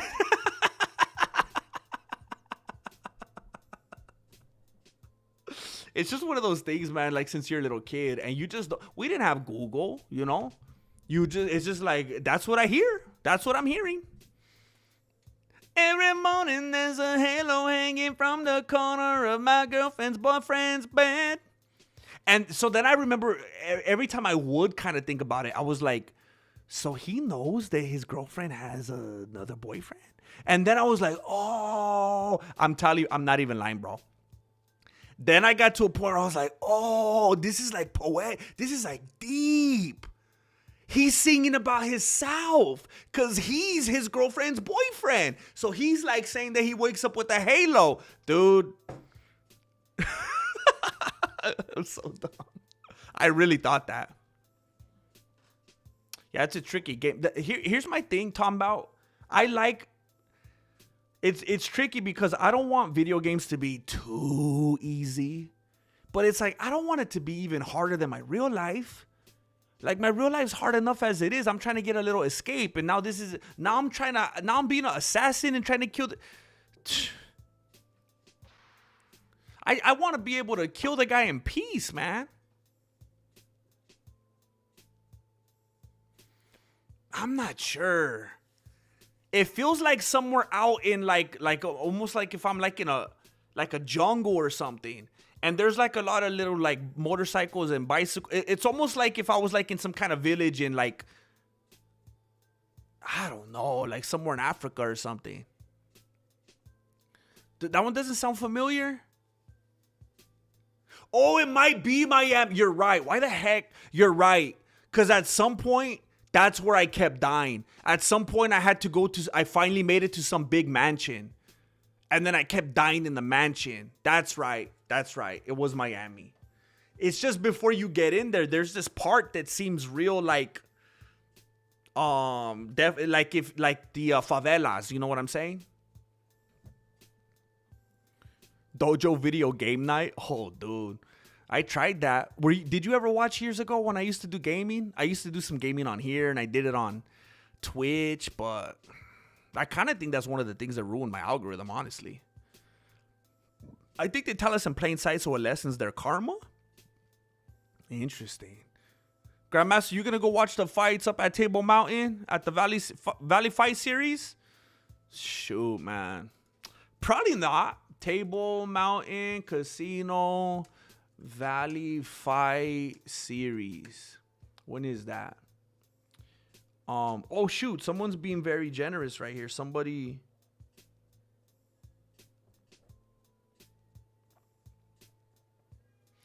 I want to say a big thank you to Hoser the Relationship. My flow goes deep like the ocean. It says I can't watch, but I could donate. Love to the dojo and of course the GM and his family. Hoser the Relationship goals. Sent 13 big ones and 42 little ones to the PayPal. They fascinate me with their numbers. I love it. Thank you very much, Hoser the Power Couple. Thank you. Thank you. Yeah, I don't think I'm gonna make it, bro. That's I don't even know. When is that? July 11th? Yeah. I don't get out much, bro.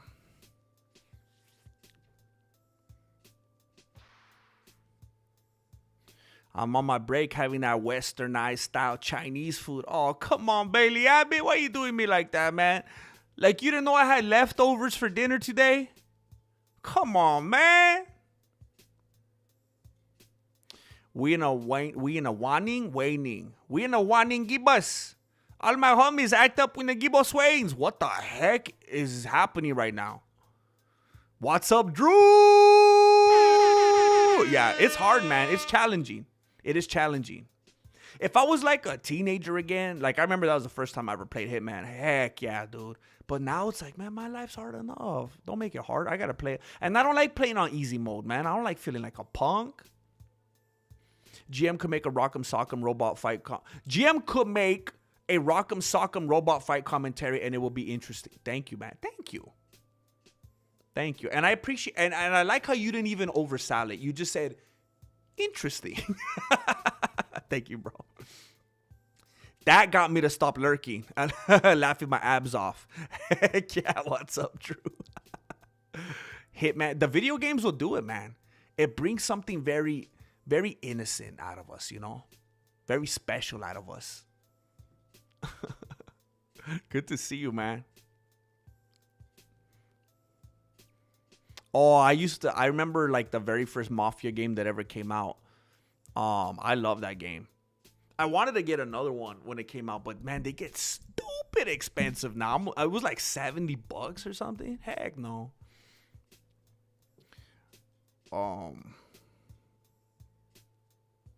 Shoot.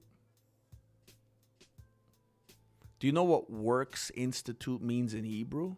I don't even know what the Works Institute is. But no, what does it mean? You should set up like a 6 to 8 player online tournament and do the color commentary. Get a couple of the UFC players to do a live event where the GM hosts it to the most it. That'd be funny, man. But who could you get besides Max Holiday? Who's actually gonna play those? I can't even, man. I'm not at. I can't get anything like that going. Man, I can't even get my own subscribers to watch my videos, bro.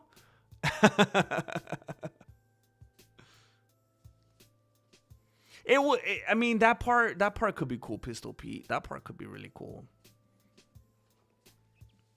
Like, there's a couple of people in the community, in this Mexican martial arts community, that have kind of given me like hints here and there, like without giving away too much, like how I could like kind of roll up on them, you know. And I thought it'd be funny if I just kind of showed up one day and be like, "Hey, what's up?" But I don't know, man.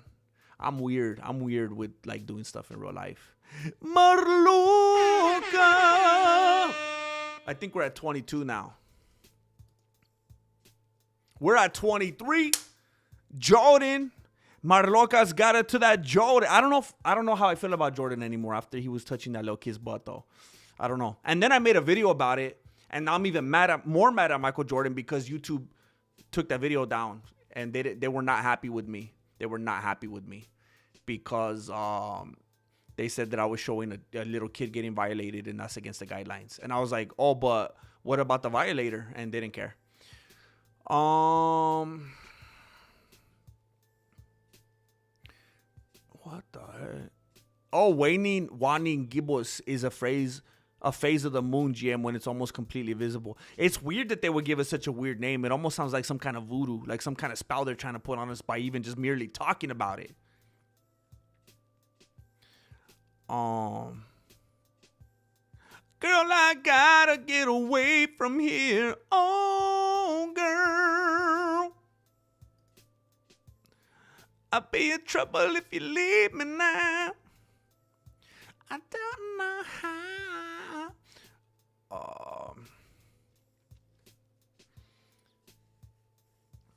That's what we gotta. That was the questions we gotta be asking them, Lord Racer.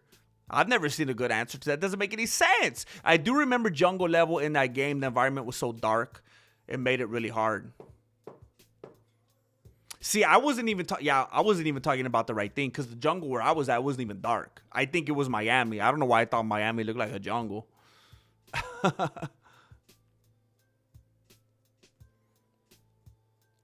Biz 23. Biz 23 with the self-inflicted. Thank you, bro. I got Biz _23. Thank you very much for that self-inflicted membership. You are now officially a gringo in the Mexican martial arts community. Got that green card. You now have full access to the dark web of the Mexican martial arts. Lots of content in there for you to enjoy. Thank you, bro. All media is controlled. Don't let it control you. Does it count that Julian Quiñones is Colombian and has scored goals for Mexico to win? I don't know how that works, bro. I don't know if he has like, I don't know if he's like Ilya or what. I don't know if he was like, I guess supposedly different countries have different rules about where you can claim nationality depending on if you were born or I don't know how that works, man. Talking about, let's give them something to talk about. Thank you. Thank you very much. Thank you, Tom Bao, for doing it.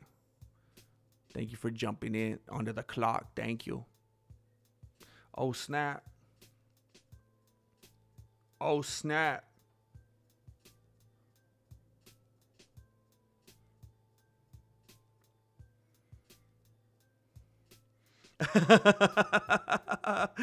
Wait a minute. How did you? Oh. I just got a PayPal donation from Marlogo. Marlogo, the official prima of the Mexican martial arts. Marloga, AKR Marlogo. 20 big ones in the PayPal. She says, message from Marlogo. AR is gonna be upset that the dojo didn't meet the goal. Smiley face. Thank you, Marlogo. I miss ARJR, man, and I always want him to know. Because he's so unbelievably generous. I always want him to know that he never has to feel that kind of pressure ever. Like, I want to prove it to him. I want him to come in here and I give him $5, you know? But, he is going to be disappointed. I'm going to be an ATFer because I barely got here. El Tronado! It's just good to get a peek, man. It's just good to get a little whiff. It's good to at least get a little whiff of El Tronado, bro. There's waxing gibbous, wang. I don't want to say this out loud, bro. I feel like I'm summoning something. It's crazy. John Somerset goes for Mexican MMA. Good soul person. Props. Goes for Mexican MMA. Good soul person. Props. Thank you, man. Thank you, John Somerset. I appreciate you. I try to be a good person. I know I can't make everybody happy. Most of the time, I don't make myself happy. But I try not to be a bad person. Thank you, bro. Talking about hearts. Nothing but heart. Nothing but heart. Derek Lewis could use some of that. Alex Pereira could use some of that. Thank you, Tom Bao. Thank you very much. Thank you for getting us to 26. Thank you. Tacos or burritos? I don't like either. If I had to choose one, I mean, if it's one of those what they call wet burritos and it has like chile verde sauce all over it, like cheese and stuff, okay. But other than that, like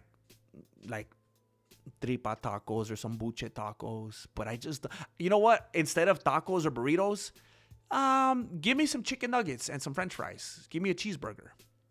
Give me a pizza. I know.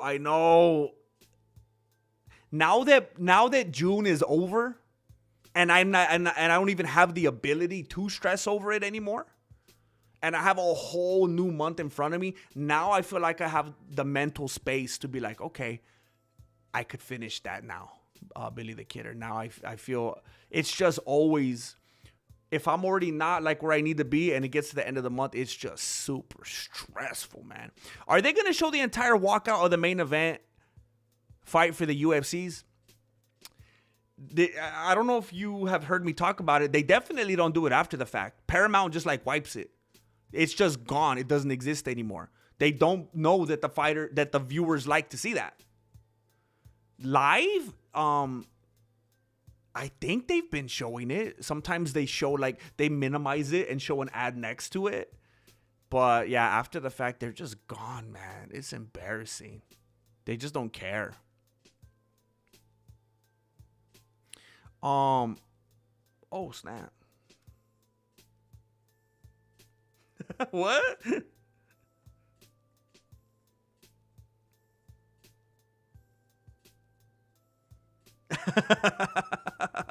Adam Ray enters in ARJR disguise. 27. I love that. Mike Lang just threw 10 big ones down in the PayPal. Mike Lang, 10 more even after the goal, and he says 27. Let's go, Dojo. He's still keeping it going. 27.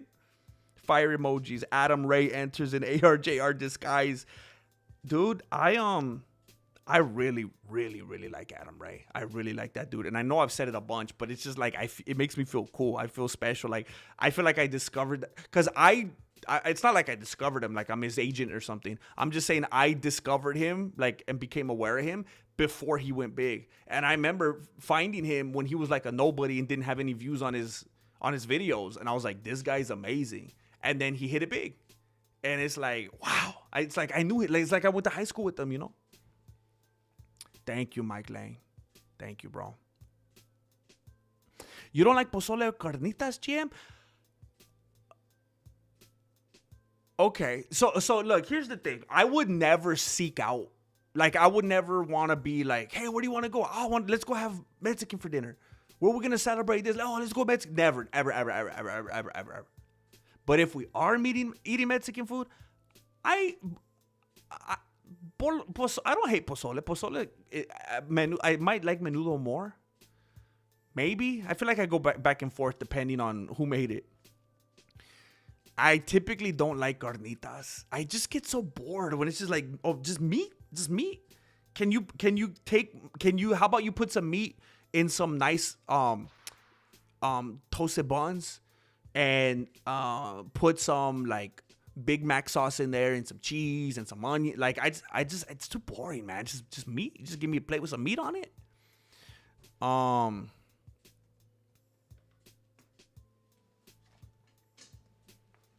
I remember when I was a teenager, I used to like tortas. I'll leave it at that. Quark Arc. Thank you, bro. All okay. You gotta start recording your musical talent. Even collab with MMA Musical and Moss. Good times. Good times, Gov. Good times, Gov. Quark Arc. I remember this morning I was like determined that at some time today I was gonna sit down with the keyboard and maybe work on a new song. I was like determined. And I don't think it's going to work out today. It's too late. But thanks for bringing it to my the forefront of my beanie. I would love to do more of that. I really miss it. It's very fulfilling for me. Keep an eye out, bro. Keep an eye out for it, Quark Arc. Thank you. I do love avocados a lot. How do you deal with the consequences of protein in front of a new chulita? Wait, what? How do you deal with the in front of a new chulita? Dude.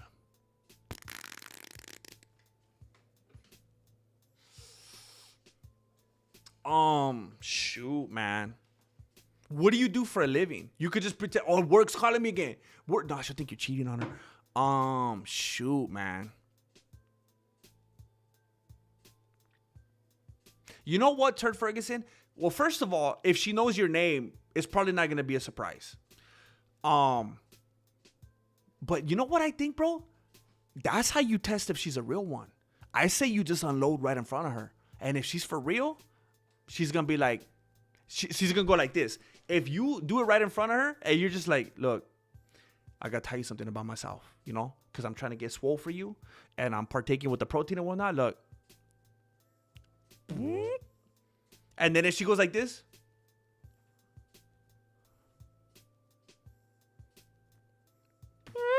you know, she does it back. Dude, it's like Lady and the Tramp type of stuff right there. I think maybe you just go for it. I think you just put it out there from the start and you could tell if she's for real. And like if she's going to be like, you know, like wife material, you know what I'm saying?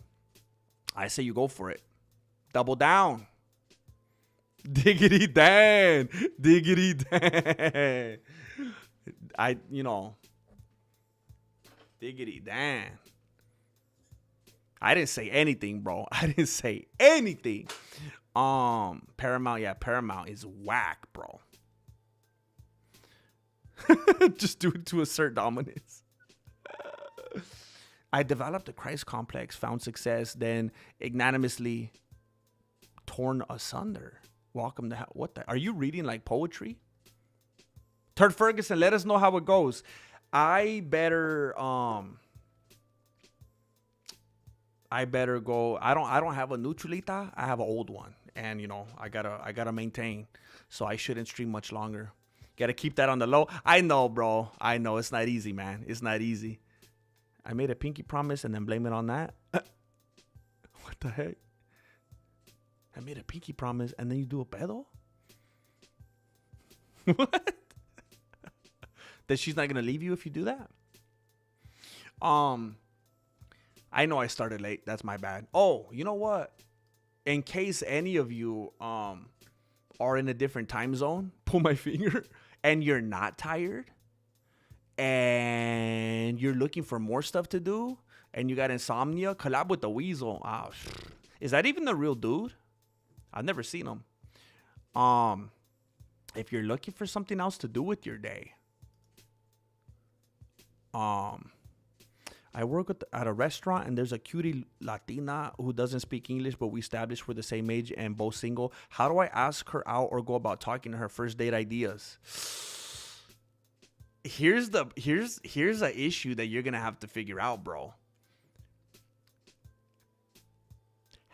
I mean, you know what? I feel like people used to get away with stuff like this back in the old days. And you would see, How I Met Your Mother type of stuff, and people figured it out and they learned the languages. But, like, how are you going to get away with asking her out without her feeling like it's all 100%, like, superficial and physical? Because if you guys can't even talk to each other, she's going to be like, we haven't even spoke. Like, in her own language. You just asking me out for my body? Or something like that, Like, what are you going to be able to say as to why you asked her out if you guys haven't even been able to communicate? Then, you have to formulate that first. How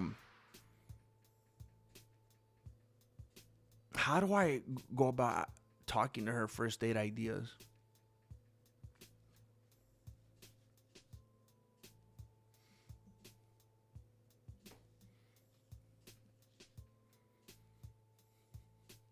She pulled my finger. It wasn't my fault. Shoot, man, I really do want to give this a good answer.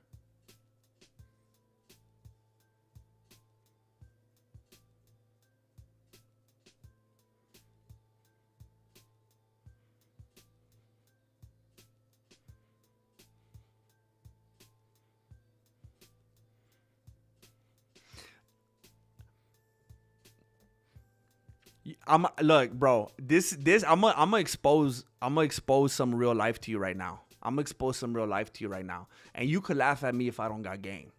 All right? You could laugh at me. I'm gonna be vulnerable with you right now. Okay? I'm gonna tell you 100% what I would do.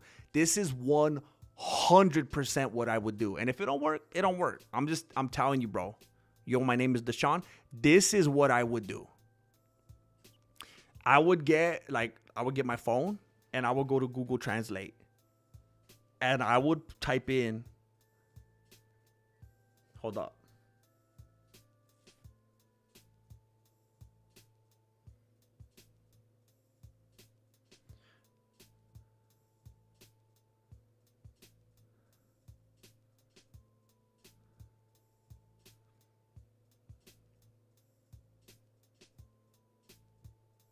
I would type in.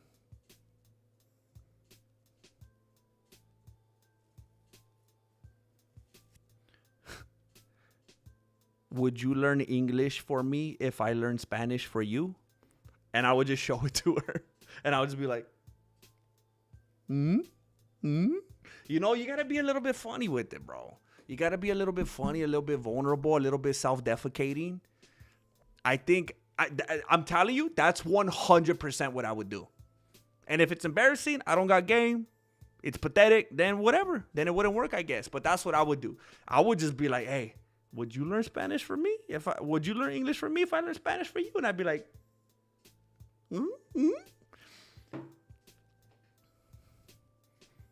I like that. I would do it. I would test out my own theory on myself. I'm not trying to ask you to do something crazy. Diggity Dan, I feel the same, bro. Soon as I saw your profile photo, I was like, the man, Diggity Dan. Missed you, bro. Thank you for spending time with us.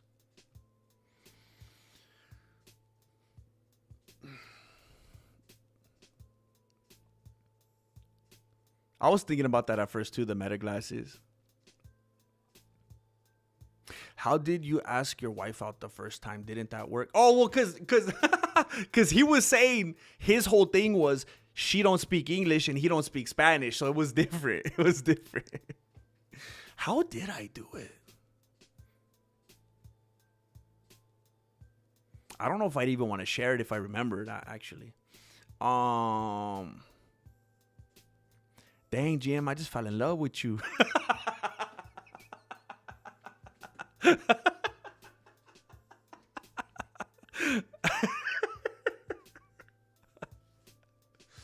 Oh my gosh. I bought a Mexican chick a flower. She didn't speak English, but she knew what was up. I guess it's universal, right? I would kill for some tater tot hot. She wouldn't even understand that. All right, I better go. It's very late. I started late. That's my fault. If any of you cares and you have the time and you haven't seen it, that is the new video that I just uploaded today. I would appreciate it very much if you would watch it. Like, subscribe, hype, comment, do all the stuff that will make YouTube show it to more people. I would appreciate it very much because it's not viral yet. So if you would help me get there, I would appreciate that.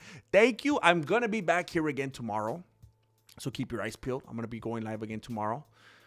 And hopefully uploading a video as well. But thank you for contributing. Thank you for supporting. Thank you for chatting. Thank you for being silly. You guys be safe out there. And don't forget to pray for Angel Padilla's job interview tomorrow. Thank you for watching Mexican Martial Arts. Appreciate it. Hey, good luck, bro. Good luck, bro. Put your own, your own spin on it. Your own wording, your own,